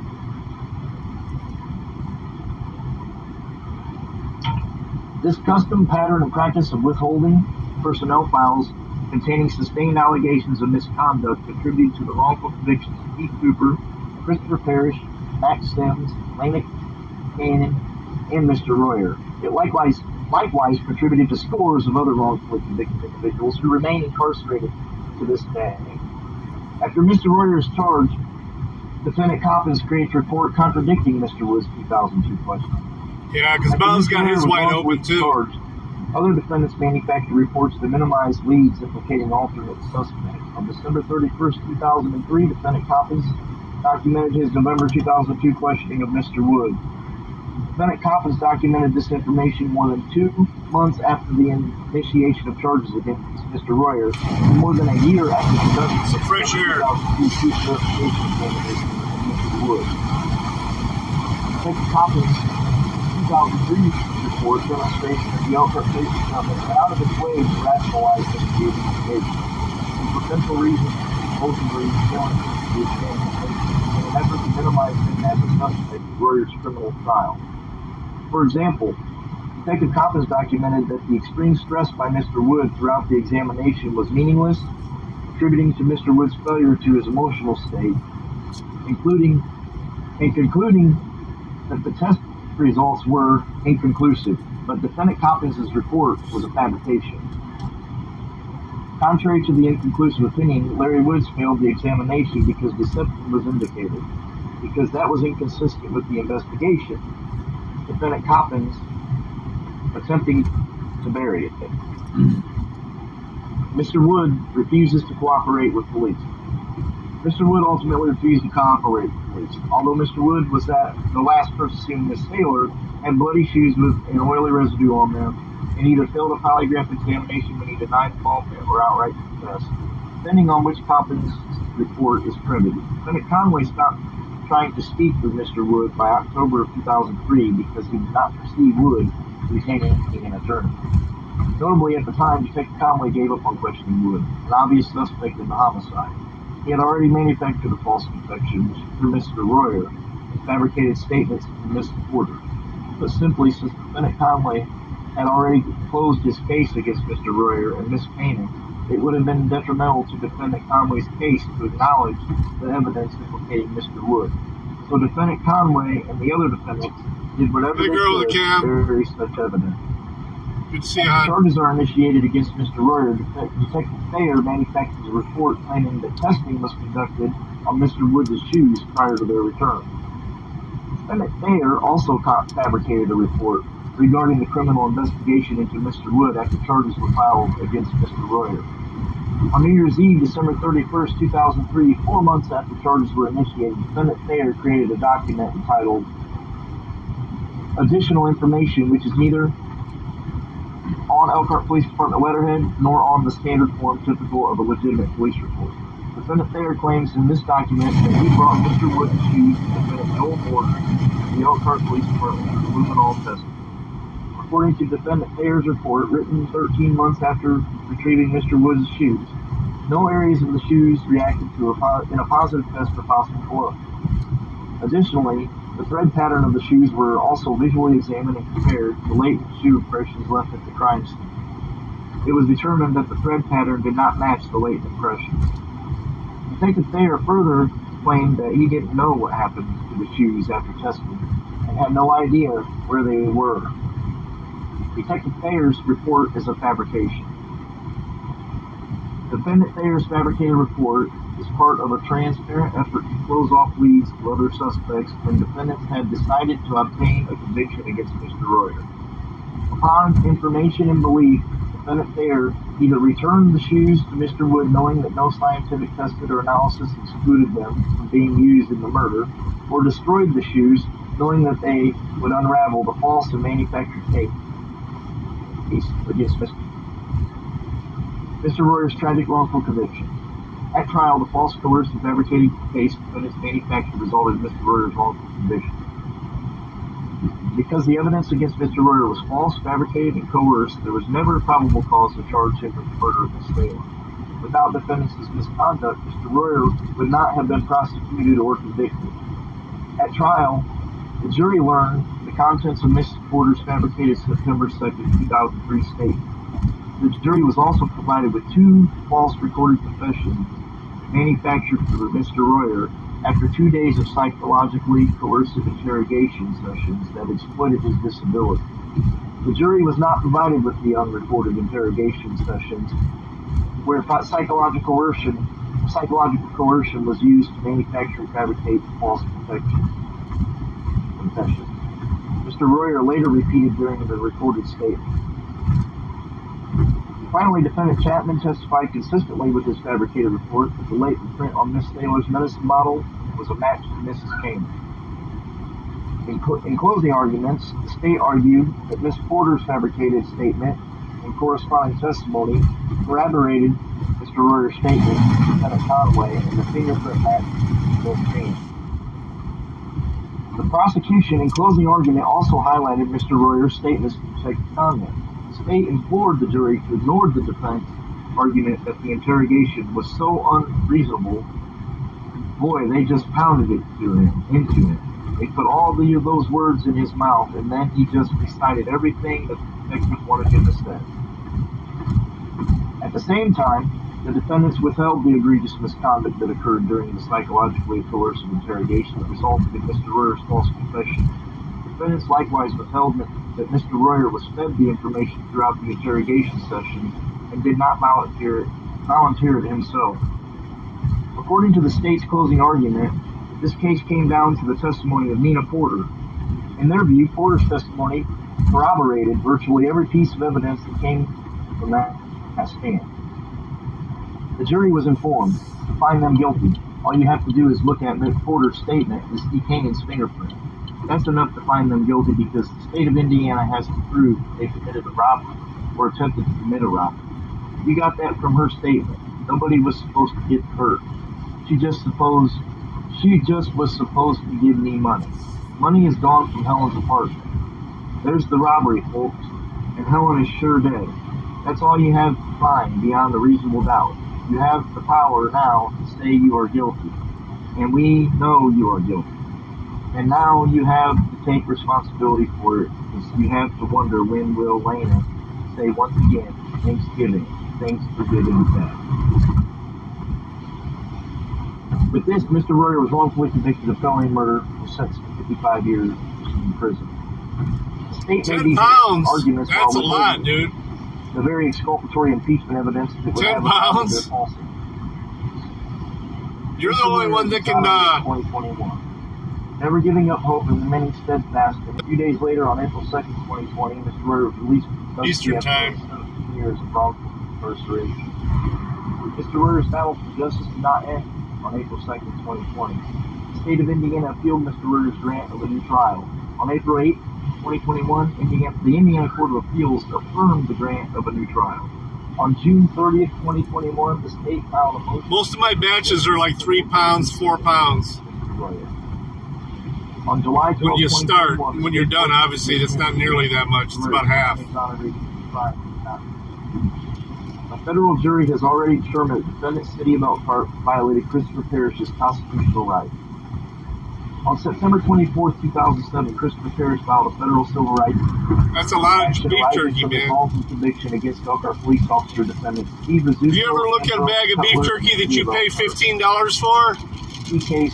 Case number. You guys can go look that up. It's less than 2 ounces. Parrish alleged that the defendant violated his constitutional right to a fair trial and due process of law by fabricating evidence, coercing witnesses, conducting photo arrays that were improper and unduly suggested, and by withholding exculpatory evidence. Mr. Parrish alleged that the defendant engaged in such misconduct pursuant to the policies, practices, and customs wrongfully maintained by the defendant, City of Elkhart. Mr. Parrish was ultimately afforded a trial, and his claims against the defendant, City of Elkhart, and Steve Rizzuto. Mr. Parrish presented 3 Monell theories before a jury in his federal civil trial. That the policymaker, Chief Bechtel, turned a blind eye to misconduct and did nothing about it, thus allowing defendant Rizzuto to violate Mr. Parrish's constitutional right. That the City of Elkhart failed to train its employees, thus allowing an untrained defendant Rizzuto to violate Mr. Parrish's unconstitutional right, and that the City of Elkhart had a custom and practice of withholding exculpatory information, thus causing the violation of Mr. Parrish's constitutional right. On October 27, 2010, a jury found in favor of Mr. Parrish and against defendant Rizzuto. On Mr. Parrish's policy and practice claim against defendant City of Elkhart, the jury once again found in favor of Mr. Parrish. The 7th Circuit Court of Appeals affirmed the jury's liability determinations against defendant Rizzuto in the City of Elkhart on December 20th, 2012. Steve Parrish versus the City of Elkhart. The City of Elkhart failed to provide sufficient training and supervision to avoid Brady violations and has exhibited deliberate indifference as to whether or not Brady violations will continue to occur. Just like Mr. Parrish, the constitutional injuries Mr. Royer suffered were caused by the policies and practices of the Elkhart Police Department. Indeed, within the Elkhart Police I love venison. I'm trying to get my brother to give me a roast to do a bunch, including by fabricating statements, coercing witnesses and/or suspects during interrogations, and withholding exculpatory and impeachment evidence. Policymakers and supervisory personnel were aware of and failed to curb the improper investigative practices that led to the numerous Brady violations in this case. The problems that Defendant Conway had as an investigator, many of which were on full display during the cellular investigation, were common knowledge at the Elkhart Police Department. This includes the department's most senior leadership, chief of police, Pamela Westlake herself knew about Defendant Conway's misconduct. This policy and practice repeated itself in numerous criminal investigations conducted by Defendant Conway at the Elkhart Police Department. Nonetheless, and despite notice to and often involvement of policymakers in the above described constitutional policies and practices, there was no effort to rectify any such misconduct. Defendant Conway still remained as a law enforcement officer. I just haven't been in touch with him much. Misconduct remained undisclosed to criminal defendants like Mr. Royer, and he was permitted to act with impunity in criminal investigations. The City of Elkhart and officials within the department failed to act to remedy the abuses described in the preceding paragraphs, despite actual knowledge of the pattern of misconduct. They hereby perpetrated or perpetuated the unlawful practices and ensured that no action would be taken, independent of the judicial process, to remedy plaintiff's ongoing injuries. The policies and practices described in the foregoing paragraphs were consciously approved by City of Elkhart policymakers who were deliberately indifferent to the violations of constitutional rights described herein. Those policies and practices were the proximate cause of the constitutional injuries the plaintiff sustained, as described more fully above. Moreover, the city's failure to train its officers effectively condones, ratifies, and sanctions the kind of misconduct the defendant officers committed against plaintiff in this case. Constitutional violations such as occurred in this case are encouraged and facilitated as a result of the city's practices and de facto policies as alleged above. Mr. Royer's damages.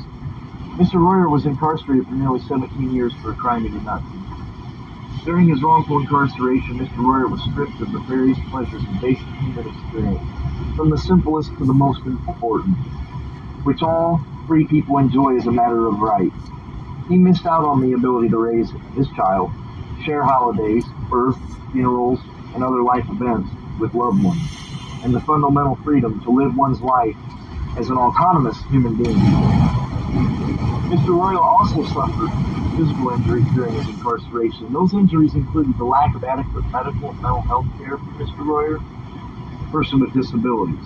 Those struggles caused Mr. Royer to suffer immensely on a daily basis and impacted his ability to function on a daily basis. As a result of his wrongful incarceration, Mr. Royer must now attempt to rebuild his life, all without the benefit of nearly 2 decades of life experience that ordinarily equipped adults for that task. Mr. Royer has suffered tremendous damage, including physical sickness, injury, and emotional damage, all proximately caused by defendant's misconduct. Count 1, 42 U.S.C. 1983, due process, Elkhart Police Defendants and Defendant Chapman. Each of the paragraphs of this complaint is incorporated as if restated fully herein. As described more fully above, the Elkhart Police Department, Defendant Chapman, while acting individually, jointly, and in conspiracy, as well as under color of law within the scope of their employment, deprived Mr. Royer of his constitutional right to a fair trial. In the manner described more fully above, the Elkhart Police Department, or Elkhart Police Defendant, she's pretty cool. Chapman conducted a reckless investigation. She's pretty cool. I like to hang out with her. Impeachment evidence, destroyed evidence, and fabricated false reports, false testimony, and other evidence. Absent this misconduct, I'm actually glad she wasn't able to come with me today, though, because she'd been bored out of her mind. Police defendants and Defendant Chapman misconduct also directly resulted in the unjust. And I'm bringing her back some truffle fries and some pierogies. So. Denying each of his constitutional rights to a fair trial in violation of the due process clause of the 14th Amendment to the United States Constitution. As a result of this violation of his constitutional right to fair trial, Mr. Royer suffered injuries including but not limited to emotional distress and pain and suffering, as is more fully alleged above. The misconduct described in this count was objectively unreasonable and was undertaken intentionally with willful indifference to Mr. Royer's constitutional rights. Was not expecting the pistol Misconduct or described in the this count was undertaken self-defense weapon. practice of the Elkhart That's Police for sure. Department to pursue wrongful convictions and reckless and profoundly flawed investigations. Provision of false evidence and report, coerced evidence, and failure to properly supervise employees knowing that these employees were providing false evidence. In this way, the municipal defendants violated Mr. Royer's rights by maintaining policies and practices that were moving force driving the foregoing constitutional violations. These widespread practices, so well settled as to constitute de facto policy in the Elkhart Police Department, were able to exist and thrive because municipal policymakers with authority over the division of police exhibited deliberate indifference to these problems, thereby effectively ratifying. The widespread practices described in the preceding paragraphs were allowed to flourish because the municipal defendants declined to implement sufficient training and or enforce legitimate oversight and punishment. Count 2.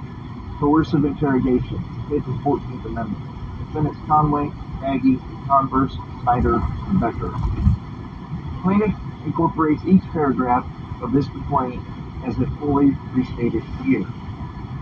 The actions of defendants Conway, Daggy, Converse, Snyder, and Becker individually, jointly, and in conspiracy in coercively interrogating plaintiffs and of using psychological interrogation techniques which shocked the conscience during said interrogations resulted in the false, coerced, and fabricated confession that was subsequently used against him at trial and thereby violated plaintiff's 5th and 14th Amendment rights from compulsory self-incrimination and deprivation of liberty without due process of law as guaranteed by the United States Constitution. Oh, you knew. The actions of defendants Conway, Daggy, Converse, Snyder, and Becker in using coercion to interrogate plaintiffs or encouraging, condoning, or forbidding the use of said techniques and were failing to intervene to stop the coercive interrogation of plaintiffs were the direct and proximate cause of plaintiff's injuries and damages as more fully set forth above. Additionally, and alternatively, these actions were taken maliciously, willfully, wantonly, and or with reckless disregard for plaintiffs. I mean, it's not a firearm, but it looks like As a result of the defendant's misconduct described in this count, plaintiffs suffered loss of liberty, great mental anguish, humiliation, degradation, physical and emotional pain and suffering, and other grievous continuing injuries and damages. Shoots kinetic balls and pepper balls. The misconduct described in this count by the EPD defendants was undertaken pursuant to the policy and practice of the Elkhart Police Department in the manner more fully described below in count 7. Count 3. 42 U.S.C. 1983, deprivation of liberty without probable cause, 4th and 14th Amendments, Elkhart Police Defendants, and Defendants Act. Each of the paragraphs in this complaint is incorporated as it restated fully here. As described more fully above, the defendants individually, jointly, and in conspiracy with each other, as well as under color of law within the scope of their employment, deprived Mr. Royer of his constitutional right to be free from unlawful prosecution. I knew. I had this shit snipped a long time ago. In the manner described more fully above, the defendants made influence and or participated in conspiracy to prosecute Mr. Royer for these crimes, for which prosecution there was no probable cause, and which caused Mr. Royer to suffer a deprivation of liberty. Their misconduct included falsifying evidence and withholding evidence. The defendants' misconduct directly resulted in the unlawful prosecution and incarceration of Mr. Royer, thereby denying each of his constitutional rights for violation of his constitutional rights. Yeah, I already ordered 100 count of the training balls and a big a 10-pack of the CO2 cartridges.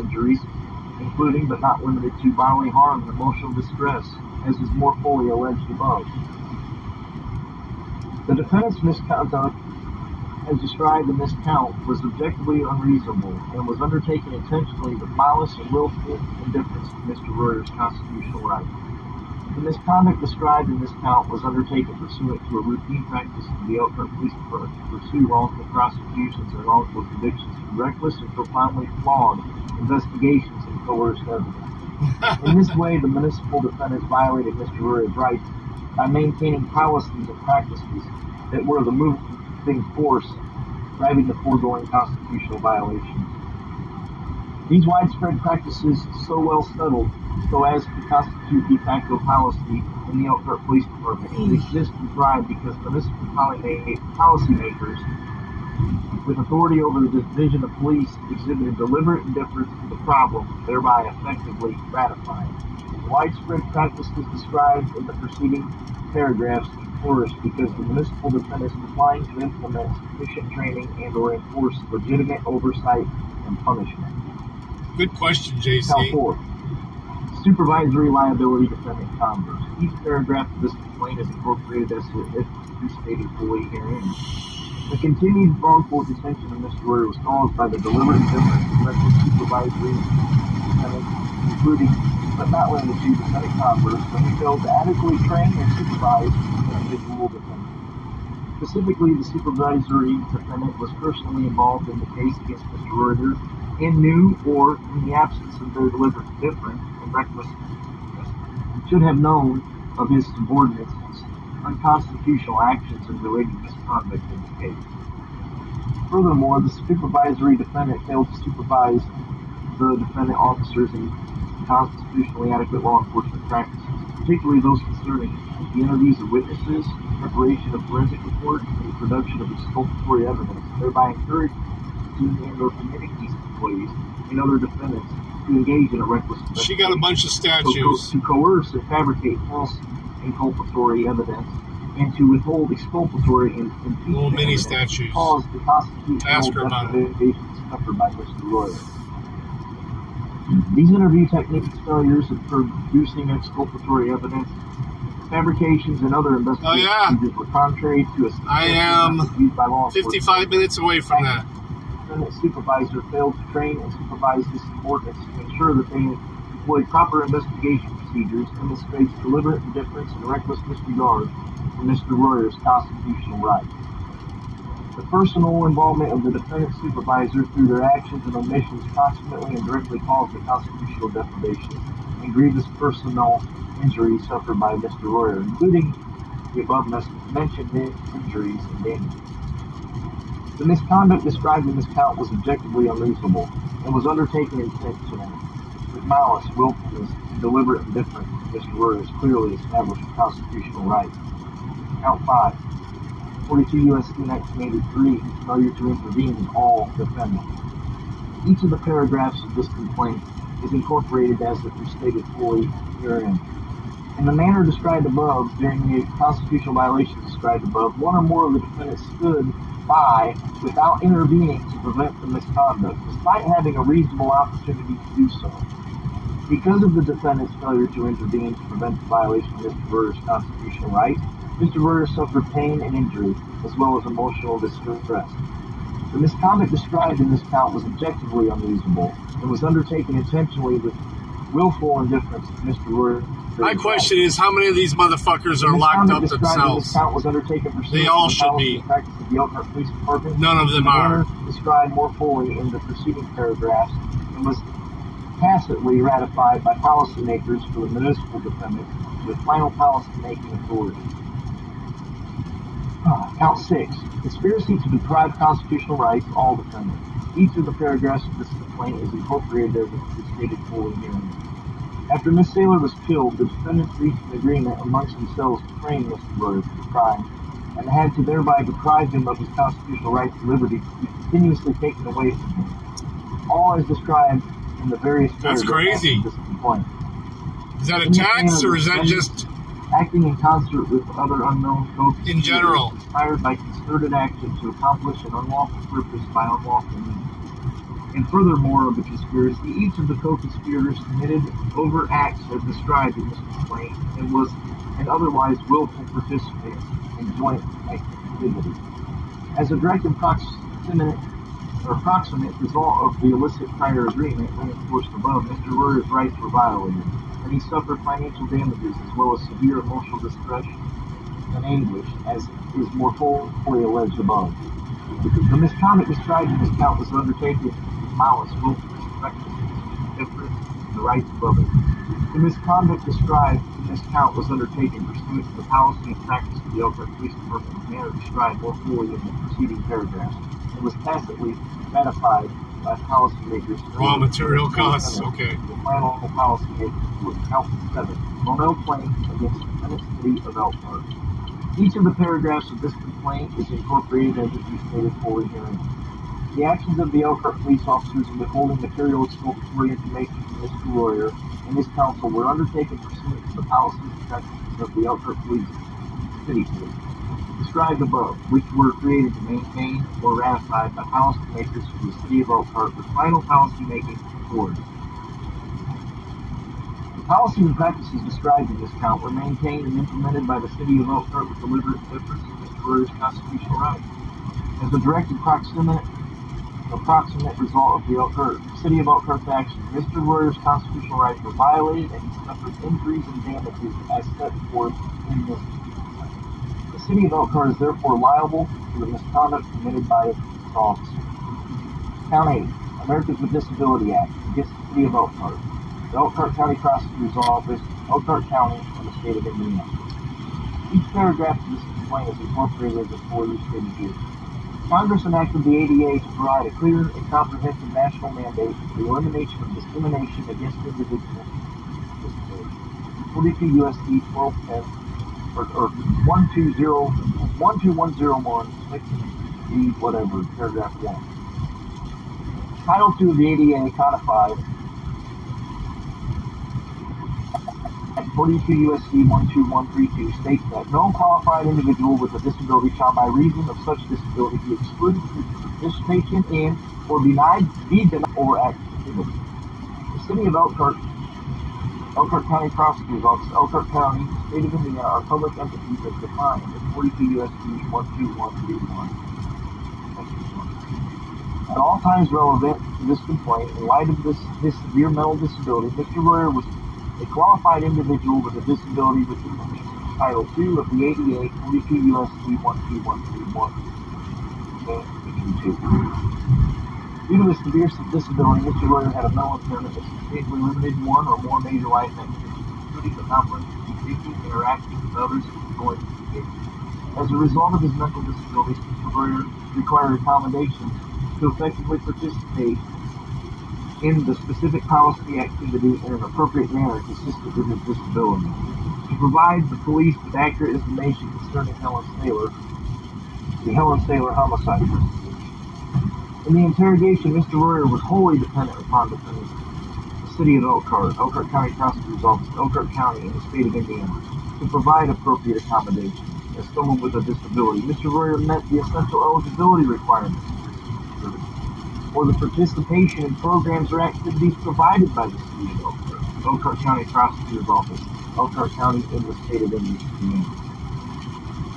Under Title II of the ADA in 28 CFR 35130, defendants, City of Elkhart, Elkhart County Prosecutor's Office, Elkhart County, and the State of Indiana are responsible for ensuring that individuals in a custodial interrogation, like Mr. Royer was, with known disabilities, are provided with reasonable accommodations to prevent discrimination on the basis of disability. Despite Mr. Royer's known and obvious disability, defendants, City of Elkhart, Elkhart County Prosecutor's Office, Elkhart County, and the State of Indiana failed to reasonably accommodate Mr. Royer's disability by failing to provide him with access to accommodations like the presence of counsel, social work, medical treatment, or a family member. The foregoing accommodations were reasonable and would have enhanced Mr. Royer's ability to provide the police accurate information regarding police activity, while also alleviating his suffering. Instead, and precisely because of his disability, defendant, City of Elkhart, Elkhart County Prosecutor's Office, Elkhart County, and the State of Indiana did not provide Mr. Royer with the necessary accommodation.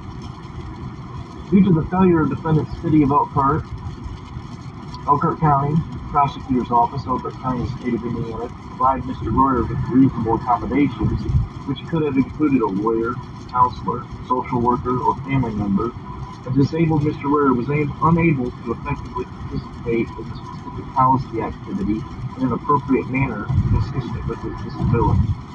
Such an accommodation would have allowed for Mr. Royer to have the benefit of providing specific information responsive to defendant's questions. Due to lack of accommodations, defendants were able to psychologically coerce a disabled Mr. Royer into providing a false confession. As a result of the defendant's failure to provide reasonable accommodations for and their discrimination against Mr. Royer's disability, Mr. Royer suffered extreme mental pain, anger, physical harm, was wrongfully convicted and further experienced nearly 17 years of wrongful incarceration as described in this complaint. Count 9. Rehabilitation Act 1973 against the City of Elkhart, the Elkhart County Prosecutor's Office, Elkhart County, State of Indiana. Each paragraph of this complaint is incorporated in only. At all times relevant to this complaint in light of his severe mental disability, Mr. Royer was a qualified individual with a disability defined in Section 504 of the Rehabilitation Act of 1973. Due to his disability, Mr. Royer had a mental impairment substantially limited one or more major life activities, including but not limited to thinking, interacting with others, and controlling his behavior. Defendant, City of Elkhart, Elkhart County Prosecutor's Office, Elkhart County, and State of Indiana received federal financial assistance. Defendant, City of Elkhart, Elkhart County Prosecutor's Office, Elkhart County, and the State of Indiana discriminated against Mr. Royer by failing to provide a reasonable accommodation for his mental disability. By not providing Mr. Royer with accommodations in the interrogation, which could have included a lawyer, counselor, social worker, or family member, disabled Mr. Royer was unable to effectively participate in the specific policy activity in an appropriate manner consistent with his disability. Such an accommodation would have allowed for Mr. Royer to have a benefit of providing specific information responsive to the defendant's question. By failing to do so, the defendant discriminated against Mr. Royer on the basis of his disability in violation of the Rehabilitation Act. Due to the lack of accommodations made, defendants were able to psychologically coerce a disabled Mr. Royer into providing a false confession. As a result of the defendant's failure to provide reasonable accommodation for his mental disability, Mr. Royer suffered extreme mental pain, anguish, physical harm, was wrongfully convicted, and further experienced nearly 17 years of wrongful incarceration, which is described in this complaint. State law claims, count 10, negligent supervision, defendant conduct. Each of the paragraphs of this complaint is incorporated as if we stated fully herein. Municipal defendants, as well as supervisory defendant converse, had a duty to properly train and supervise officers, especially supervising employees of the Elkhart Police Department, and to provide adequate policies to prevent the above conduct, including fabricating evidence, fabricating witness statements, and stealing material evidence. Municipal defendants and the supervisory were grossly negligent in the training, supervision, and discipline of the defendant officers, resulting in Mr. Royer being deprived of his right to due process and right to be free from no, I have USAA, which is actually better.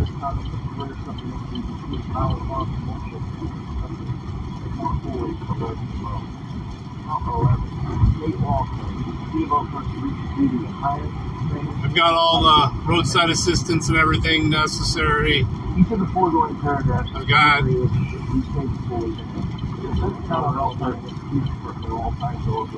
and a duty to exercise due care in hiring people, and a duty to properly train, supervise, and discipline Elkhart Police Department officers in relation to their duties, including their actions. Yeah, they offer roadside service. The City of Elkhart and its police department breached it's those standard. duties by failing to exercise due care in hiring, and then failing to properly train, supervise, and There's a cop discipline the up ahead. officers involved as to the misconduct in criminal investigation. As a direct and proximate result of the City of Elkhart failing to exercise due care in hiring and failing to train Yeah, and he's sitting supervise, there too. defendants were able to secure Mr. Royer's wrongful conviction. Count 12, state law claim, Elkhart County's breach of duty in hiring, training, and supervising. Negligence. Each of the following paragraphs is incorporated as we stated fully here. The defendant, Elkhart County, and its sheriff's department at all times relevant to the duty of exercise due care in hiring police officers had a duty. It's kind of what it sounds like too. Supervise and discipline Elkhart Sheriff's Department officers in relation to their duties, including their actions in criminal investigations. Elkhart County and its Sheriff's Department breached those duties by failing to exercise due care and hiring. Take out his windshield. Supervise and discipline the officers involved as to the misconduct in criminal investigations. As a direct and proximate result of the Elk We should wipe all the balls down and not put them in with gloves. Or supervised. There's no fingerprints on them. Mr. Root's wrongful conviction. Now 13, state law claims the city of Elk Park increasing duty and hiring willful and wanton conduct. Each of the foregoing paragraphs is incorporated as if the state fully handled. The city of Elk Park and its police department at all times relevant had a duty to refrain from willful and wanton conduct in hiring police officers. The city of Elk Park and its police department breached that duty by engaging in willful and wanton conduct in hiring, including with Lieutenant Conway. As a direct and proximate result of the city of Elk Park's willful and wanton conduct in hiring the defendant, including Lieutenant Conway was able to secure Mr. Royer's conviction. Now 14, state law claim. Elk Park County's breach of duty and hiring, willful and wanton conduct. Each of the foregoing paragraphs is incorporated as the state fully herein. Elk Park County and its sheriff's department at all times relevant had a duty to refrain from willful and wanton conduct in hiring police officers. Elk Park County and its sheriff's department breached that duty by engaging in willful and wanton conduct in hiring. Drop gun policy. As a direct and proximate result of the Elk Park County's willful and wanton conduct in hiring. They got drop guns, they got throwaways. Lieutenant Chapman was able to secure Mr. Royer's wrongful conviction. Count 15, respondent or respondent, period. Each of the paragraphs of this complaint was incorporated as it pertained fully hearing.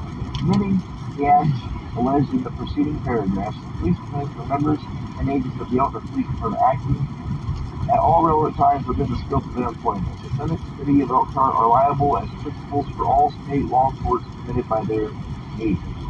In committing the acts alleged in the preceding paragraphs, Lieutenant Chapman was a member and agent of Elk Park County Sheriff's Department acting at all relevant times within the scope of his employment.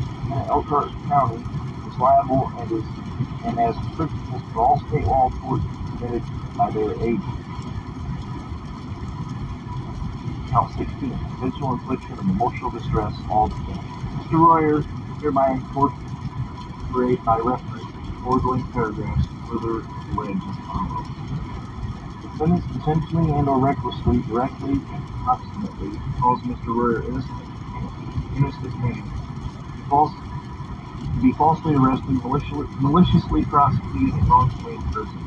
In breach of the duties they owed to Mr. Royer, to refrain from destroying evidence, fabricating evidence, holding material exculpatory and impeachment evidence, failing to conduct a constitutionally adequate investigation, maliciously prosecuting. I remember the commercial. I don't know what you mean though. Mr. Royer's false arrest and imprisonment.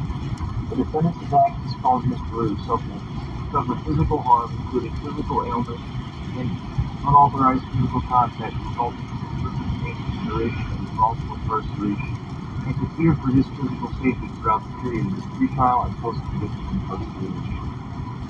The defendant's actions caused Mr. Royer to experience severe emotional distress, including but not limited to humiliation, embarrassment, degradation, loss of trust, permanent loss of natural psychological development, ongoing depression, and the continued intensity. These boots need a lot more breaking in, I'll tell you that. My left foot is hurt. Therefore, Plaintiff Royer respectfully requests that this court enter judgment in his favor and against the defendant's city of Elk Park. Oh, real? Smoke real? Yeah, I smoke real. Peggy Snyder, Todd Thayer, Michael Stixley, Joel Ford, Brett Tompkins, Dennis Chapman, Vicki Becker, in their individual capacities. Elk Park County, the Elk County Prosecutor's Office, and the State of Indiana awarded compensatory damages, attorney's fees, and costs against each defendant, and punitive damages against each of the individual defendants, as well as any other relief this court deems appropriate. Jury demand. Plaintiff Andrew Royer hereby demands a trial by jury pursuant to Federal Rule of Civil Procedure 38P on all issues so triable. Respectfully submitted, Elliot Slozar, one of the plaintiff's attorneys in the law office of Loby and Moby. If you ever need a good attorney, you can call the law office of Loby and Moby. If you have family members that have been subjected to this egregious behavior by these tyrants, you guys need to get a hold of this attorney. Let them know that there are hundreds of cases that possibly may need to be reviewed. And this attorney, I've got plenty of self-defense weapons. $11.7 million. But something I could carry across state lines. $26.6 million Not have to worry about it. All right. I just wanted to point out something real quick. The wording that's on screen right there. Trial by jury. Not jury trial. Not bench trial. Trial by jury. It's important for people to realize. They're different. They're different. Trial by jury is a jury of your peers. Jury trial is who they pick out. So.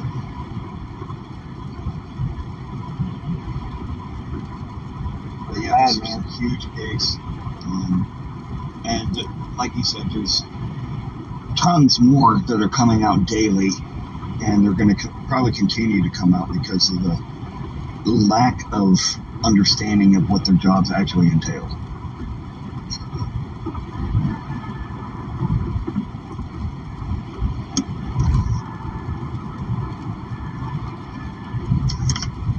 Questions, comments, concerns from anybody? Yeah, you guys. Have a little bit of a... I wanted to give everybody was asking, you know, like, well, how does this pertain to the Joy Phillips, the Merit Commission, all the videos that we put up? This stuff was confusing from the start for the simple fact that nobody was aware that the Merit Commission was going on. Once those videos came into our hands, started going through them. I mean, you're talking 24 hours of videos, you guys. When you're watching this and you're realizing that you're reading case law and lawsuits going on at Elk Hurt and what was going on, and what was being said in the Merit Commission hearings was basically what I just read to you in this lawsuit. It's been going on for years, you guys. It's not over, and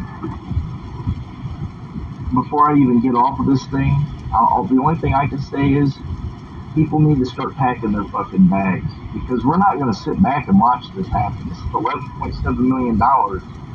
He deserves every dime he got. More.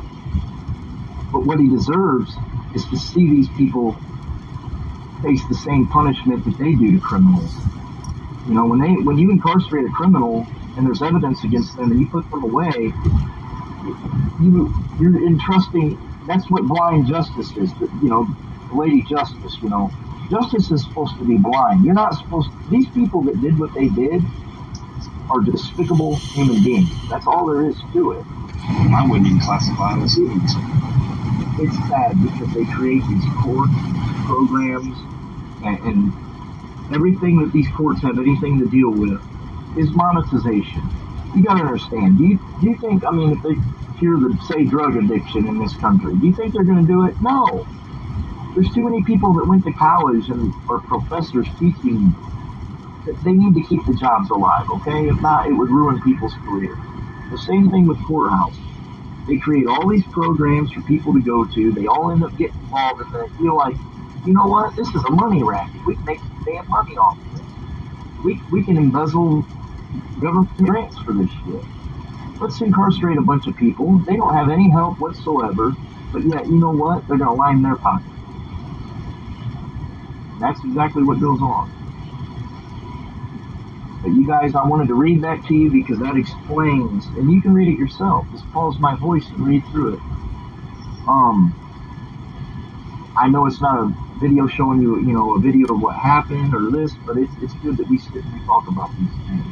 And we're going to do it more often because there is a light shining on the darkness of Elk Hurt, Indiana, and surrounding areas and other areas. And I'm not saying a word. If I know anything about anybody that is a public servant that's under investigation, I am not saying a word. But I'm telling you right now, there are more people up your ass that you don't even realize what's going on right now behind the scenes.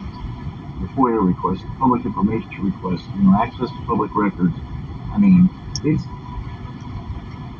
just you might as well resign. That's all I'm going to say to you. It's easier for you to resign than to go back and fix what you did. If not, do like no fixing the shit. Steve Rizzuto did. Just do like Steve Rizzuto. Do everybody a fucking favor. For what you did to Andrew Royer, go do what Steve Rizzuto did. You coward piece of shit motherfucker. And that's the last thing I have to say about it. That's how I feel about it. Because you victimized me too, my entire fucking life, you piece of shit. And this is why people like me come back and we do good things like this and research and you guys sit around like, oh, why are you recording us? Or what are you doing out here on this? This is fucking why you shit, okay? Above, rewind it and read it again. That is why you have cameras in your fucking face. Piece of shit Wolverine. That's why. Yeah, fuck all you motherfuckers. And that's from We the People. You can all eat a Satchel or Richards. And we're not going to stop, ever. And we don't feel like harming ourselves. So, Wolverines, Vicky Becker, all you motherfuckers, fuck you. Yep. I imagine you'll be seeing a house for sale in New Paris, Indiana before long. She'll be getting the fuck out of here, boy. She's done squeezed every fucking thing she can out of this turd. All right, man. I'm going to get off here. If you guys want to continue, I don't know if I'll stay. It's already 1 o'clock, but I'll talk to you after I get off here, brother. I'm going to end this. And I thank everybody for coming in here. Yeah, thank you all for the support you've shown. Most importantly, famously, for covering all this and getting the information out there. But also thank you for the support you've shown me for helping him out and, expanding this platform a little bit. So thank you, everybody, for your continued support. You guys are awesome. Right. Every one of you guys, thank you. Yeah, all right, much love to you all. You guys have a happy New Year's. Merry Christmas to everybody that I didn't get a chance to say it to. Have a happy New Year. Merry Christmas, Andrew Royer. Congratulations, Bubby. Now go enjoy your life. I know you ain't going to forget all this or nothing that you've been through, buddy, but I'll tell you what, there are people out here. I don't even know the man, but I'm going to tell you what. That's why we're here. We love you, bud. And there's people out here that are proud of you for standing up, taking a stand against this bullshit. And we've got your back, man. We've had your back, and we hope you can get your life pulled together and salvage what's left of it, since these animals stole almost 17 years from you. So keep your head up, Andrew, and we the people got your back. You better not even be around Elkhart anymore. Fuck that shit. All right, man. You guys have a good one. Later, y'all. 11 mil, I'm gone. I'm gone. 1 mil, I'm gone. I'm in Mexico. An expat. Lieutenant Paul Comberg. Sergeant Bill Wardo.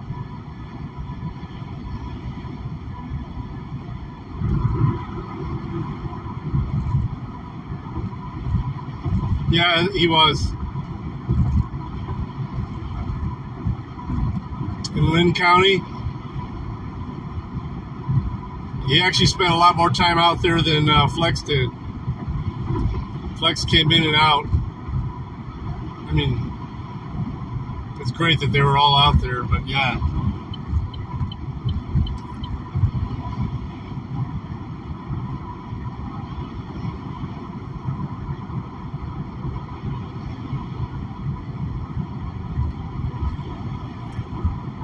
There was a bunch of them out there.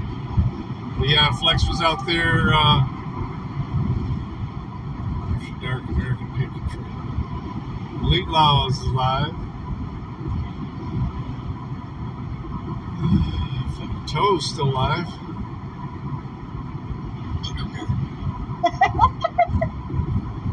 I am, man. Like, I was just sitting here thinking about it too, and I'm like, man, this sucks. Like, I don't feel comfortable. I'm not sitting in my chair. I'm not at my desk.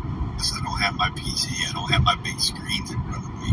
Like, I'm trying to look at Caucasian to see what he's doing, and he looks like a miniature Caucasian. He looks like a mini Caucasian and shit on this little ass screen. Yeah, I'm like, I'm pushing your head. I'm squishing your head. I'm crushing your head. I'm crushing your head. It is not that small. What was that? Wasn't that Saturday Night Live or something? No. That was the Kids in the Hall. What is that Saturday Night Kids in the Hall. Kids in the Hall. Kids in the Hall. That's the Kids in the Hall. I swear to God. Oh, it is It is What's up, this Doc? morning. I'm my bad. I'm so sorry. It's tomorrow morning, 7 a.m. Not tomorrow. We're doing an interview at 7 a.m. I know, Tiffany. Let me tell you, hon, you are special. What? No, there's no way. It says 7 a.m. It says 7 a.m.? It says 7 a.m. I'll be right back. Okay, so obviously no. It's supposed to be p.m. That's all right. I was running around YouTube last night, and there's a live show that's been booked for 2025. Oh my. Jesus. Who's scheduled? Yep, I told him that too. Rebel. Connie. So, Oh shit, you're right. It's set so for by 8 a.m. the time Sunday night's live stream comes on, by the time Sunday night's live stream comes on, Havoc, I'll have. He never told me anything, but I in the back of my head the whole time I knew he was full of shit. Yeah, Tiffany, I think you're like 2 hours behind. And I'll be sitting in my computer. Shut yourself a fucking computer for fucking years. I'm like, either he's changing his name or there's a catch. Yeah. He wouldn't tell me though. I've been on this damn live stream. I've been on this damn live stream trying to eat. I've been on this live stream trying to eat bag for like an hour and 24 minutes, dude, and I still ain't got $1 yet. Come on, X-Split Videos got New Year's specials. Some drugs. It's fixed. I fixed it. It's been repaired. It's at the right time now. Oh, good. Now you're gonna piss all the people that were waiting off. They're gonna be like, "Damn it, I was gonna get up early and watch it." I'm not. They shouldn't either.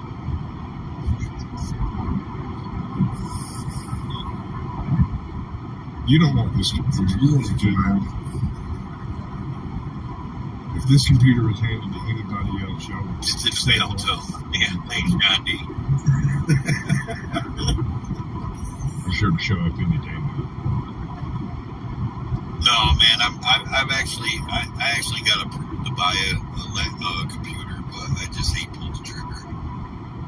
Yeah. I got approved like $1,700. I could buy it's through iBuyPower. I don't know if you ever heard of it. Who? That's the computer. It's called iBuyPower. Okay. They make computers. You can buy them at like Best Buy. They sell some of their computers at Best Buy, but they build computers. And I think they approved me for like $1,700, so I could buy a pretty fast computer with that. But I just don't know. Even if I do, I don't. But I don't even know if I want to spend $700 on a computer. That's a pretty fast computer. It's hey, I spent like 15, but anyway, it's more like, I don't know if you heard about, my truck of a sardine can. We're kind of really need to focus on buying a car that can hold all of our Muslim devil children. Who's always speaking? What? How many people? And she just talks about her $1,500 computer, right? And I'm sitting here on this laptop that's lagging every 2 seconds. Yeah. It's the best I can do.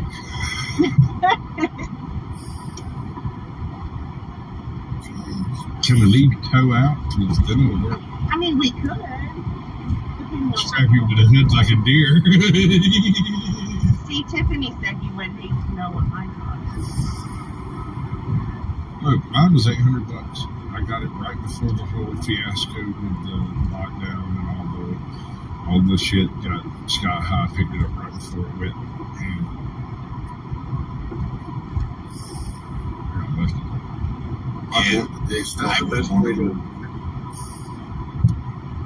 That's the best way, real quick. That's the best way to do it. Is if you can find somebody that can build you Either if you're a gamer, they build you a game computer. If you're a broadcaster, they build you a broadcast computer. And that's what we did here. That's what I have. I have a streaming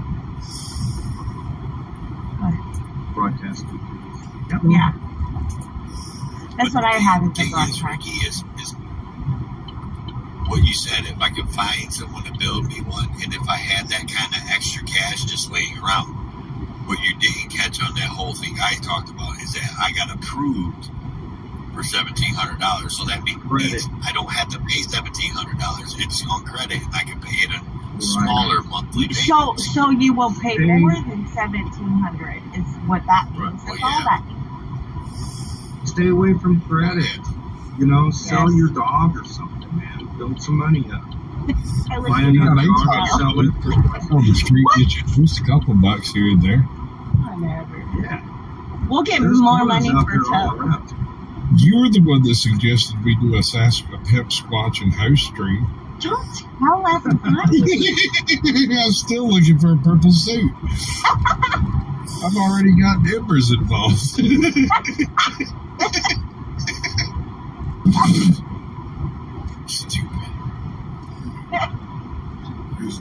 That I don't know. No worries there, Chopper. I'm getting pretty tired. I don't think I'm going to do a poker game tonight.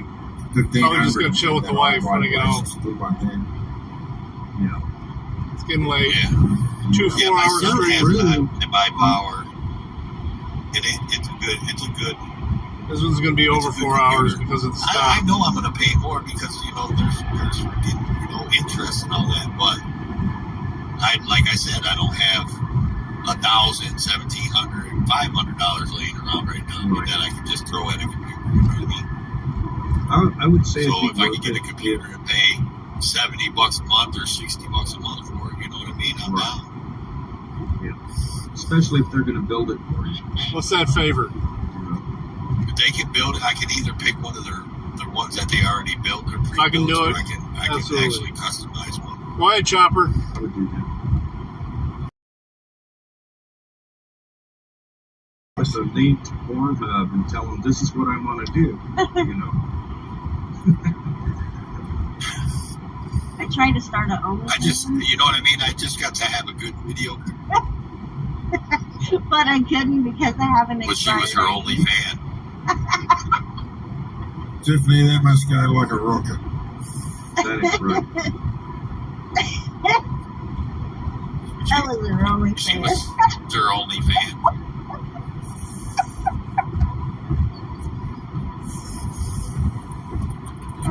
That's fine. Yeah, that's fine.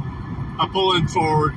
Yeah, see, that's the thing is I would need all. The boxes aren't bad, but all the junk's still there. In a lot of stores. I actually did a big burning right before Christmas. My editing runs a lot. You just want at least a terabyte on the Look at the glow on the horizon of the city of Toledo. I use here's what I did. I went for a gaming PC, and when I got it in, I stripped all of the gaming stuff out of it, the programs and stuff that's supposed to facilitate that, kept all the streaming implementation, and reworked it to rendering and editing software. Did that work well? The only problem I have with it is I have a weird thing happening in my OBS where for some reason when I mess with my StreamYards, it sometimes tries to just trigger a scene change. And if it does that, my computer will crash. But it's rare enough that I can't figure out why it's happening. Just reinstall it. It sounds like that's in the program. Yeah. Fill the storage unit. I've got a 2 terabyte hard drive plugged into it. That's about it. Yeah, it's some complication between the OBS, the camera, and maybe the mic. I don't know exactly where the fault is, but 90% of the time, it's fine. 99. You got live. Sometimes that seems to be the straw that breaks the camel's back. Because that's when you have technical difficulties. Maybe I'm faking them. You don't know. Jeez, Farlett. Well, Joe has an external Phone-ap's on camera. storage. Wow. Isn't it a terabyte? I just realized I got 2 terabytes. Yeah, it's a terabyte. I'm running Windows 95, and I got the one. And I got a new crank for the front to speed it up. Windows 95. I know. I got all that one hard drive, that Farlap actually is the one that told me to buy that hard drive. Remember that Farlap? He walked me through getting that hard drive.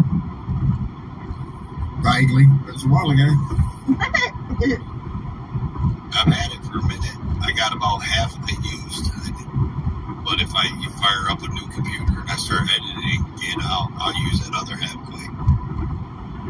That's where I store all my videos and shit. Maybe let me get a hard drive now and get an SSD or an NVMe.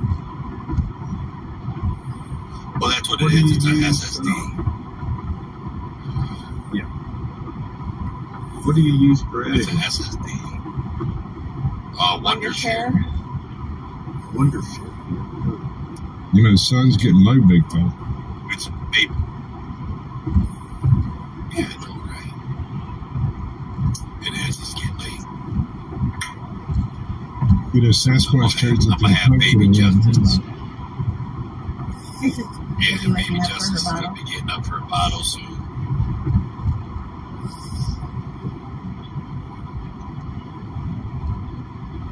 A new computer I want costs about $2,500 New Zealand dollars.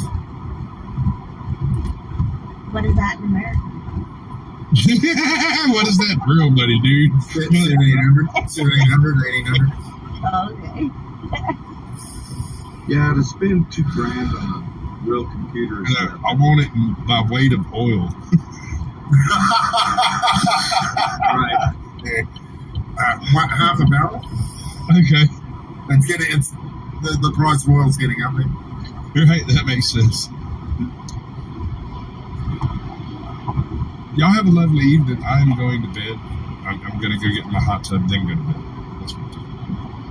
There you go. Yep. All right, sweet cakes. See you later. 15 minutes out. Marco said, gang, gang. We're going to go from this fucking 6 o'clock.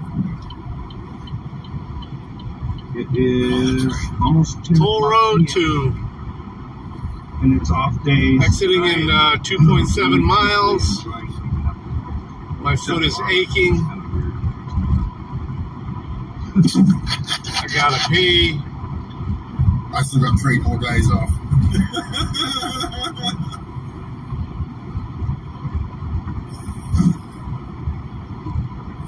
Yeah, I got off days till Tuesday, 11 o'clock p.m. Tuesday, 11 o'clock. Yeah. So I think we're gonna get ready to end this thing on a high note. Farlap, stick around backstage. I want to talk to you. That way we don't have to get on a Discord call or something. Okay. But Can yeah, I so say to you can if you want. I don't give a shit. But so everybody knows, man. Of course. Well, hell, I'll let everybody go ahead, man. You say your piece, Ricky. Let's go down the line. Well, yes, don't drink and drive. Wear your seatbelts and watch the other people, because there ain't nothing worse than going out on the highway on holidays because somebody was out there drunk and killed a family. Okay, let me tell you, please don't do that. I love you guys. Stay safe. Buy extra alcohol. You know, buy it by the case instead of by the bottle. The reason is you never know. There might not be any shipping. It's kind of a joke.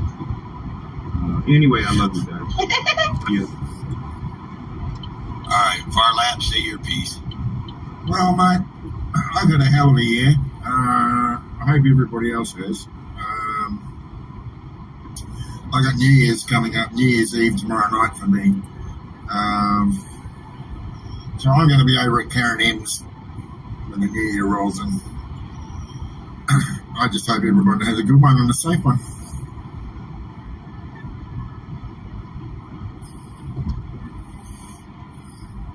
All right, my dear, your turn. Well, all right. Oh, shit. Uh-oh. Oh, that's right. Stupid. Anywho. So, everybody, we didn't say too much about it. I know I need to shave. Shut up. So, we didn't say too much about it, everybody's, but, you know, come check us out. New Year's Eve will be live roughly right around 10 p.m. Central. And you know how we do this. I am Toe for life. Toodles, bitches.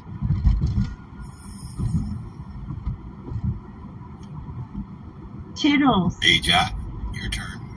Oh, no. Toodles. Toodles. Okay. Happy holidays. Shine bright up. Well, perfect timing.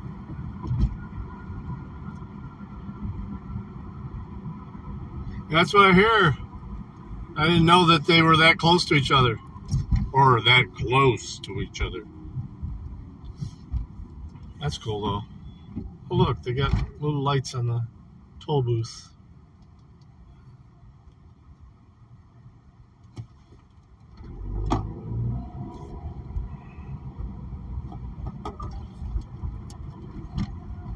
Let me, I can't even turn on the scanner right now because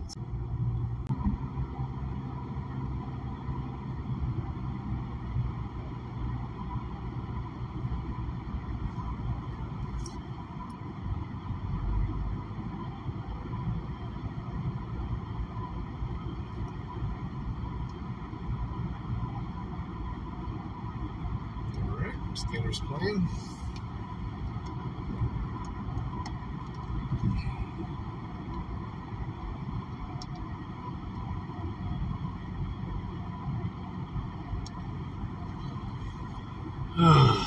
Tired.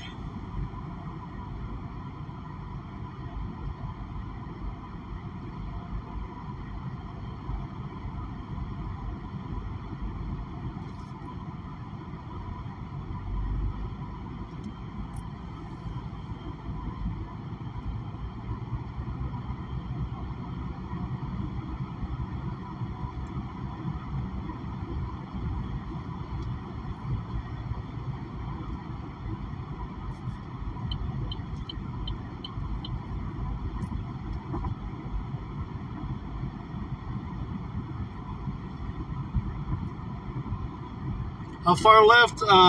10 minutes, 6.9 miles. I got to go around this airport here. It's this airport houses the 180th Fighter Wing, so I get to listen to them fly every morning or at night when they do their night training.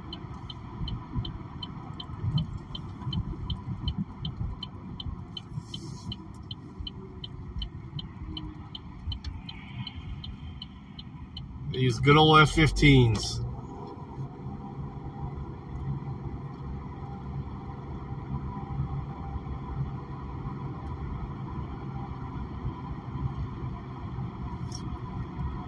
Yeah, they usually send out, if you're part of their little program, they send out a text letting you know if they're going to be out training at night. It doesn't bother me that much. I get used to it, but the dog, the older German Shepherd, does not like it at all. He hates the sound of the jets.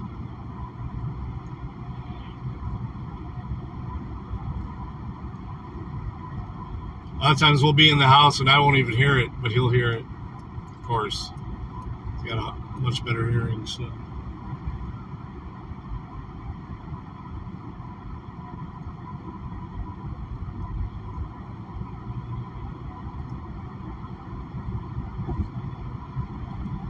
Still got about 5.5 miles. Ain't no more red lights, though, all the way there. See, this is the backside of the airport here. And I head into the woods for 5 miles.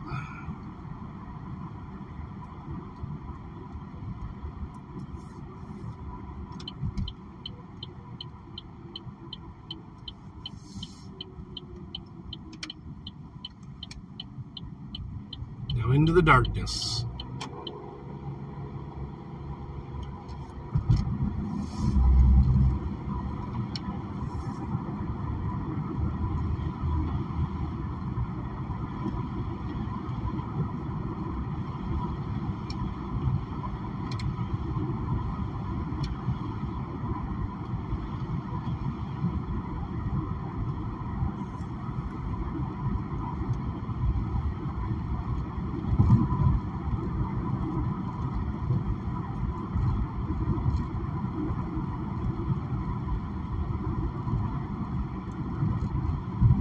I agree.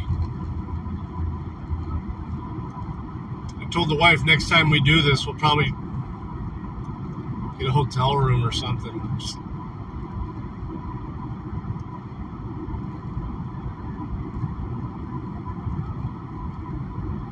It's a lot easier to do in the summer when there's a lot more light, but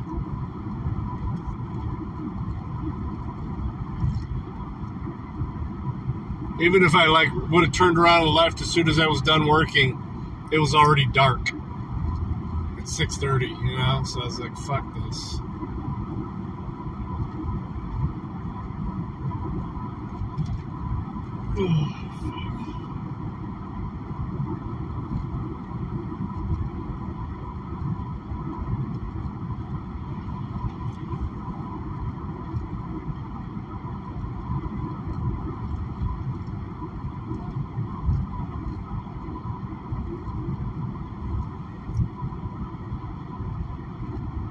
Thank you very much, Edwina. I appreciate it. Only got about 5 minutes left.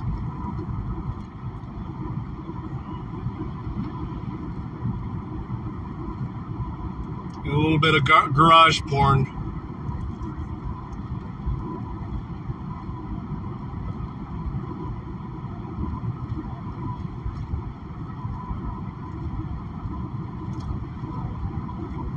Yeah, I guess. I mean, Midwest seems to get away with it pretty well. He likes to. I mean, that's the best time to drive if you're over the road. You know, there's but because there's a lot less cars. I mean, I do like the fact that there's hardly any cars on the road. That is nice.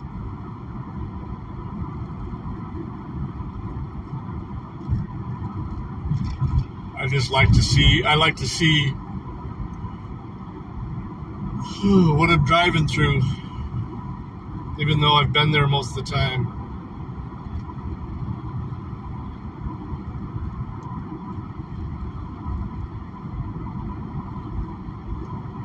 Got a headlight out.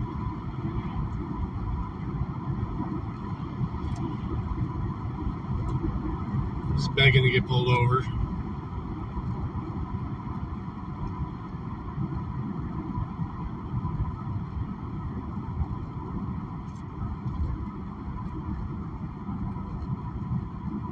Maumee State Forest.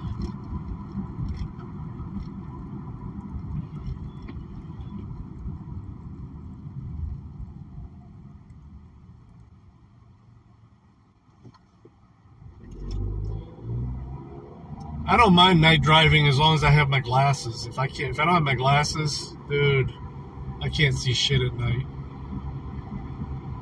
Nothing but light halos and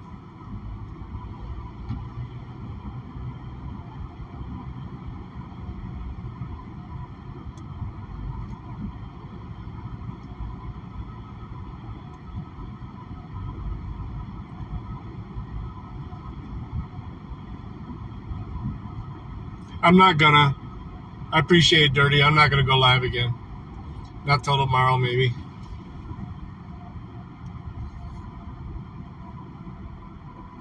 Oh, I will before New Year's. Yeah, I will before New Year's, but I'm not tonight.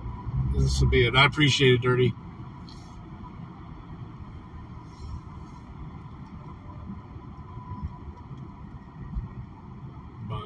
I got Saturday and Sunday. Yeah, one of the. I might even be live during New Year's. We'll see.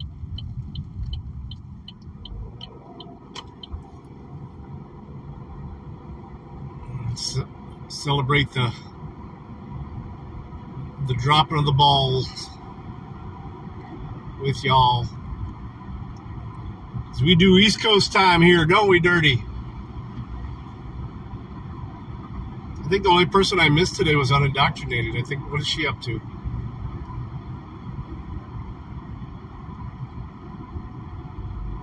Yeah, everybody, if you guys aren't able to make it back to me, or if for some reason I'm not able to, please have a happy and safe New Year. I stress safe.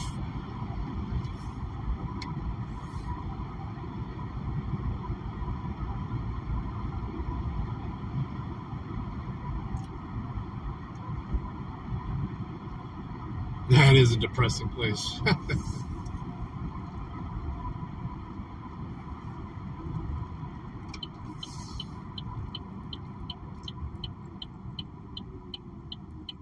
All right, Chopper, you still on?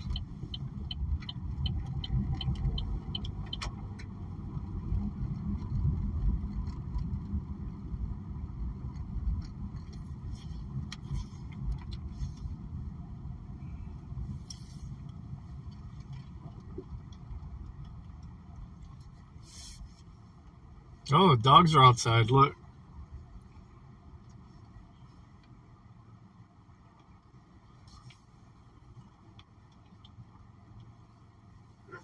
Woof. Oh, wow. The garage didn't open all the way. That's crazy. I'm going to have to put a little silicone on the tracks. As you see, it's still pretty fucked up in there, but there's no boxes. Here, let me try it again.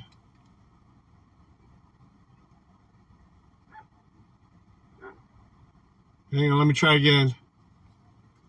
If this door will open. Usually when it sticks like that, it's... Oh, there it goes. Hey, the boxes are gone. All right, guys. I appreciate you.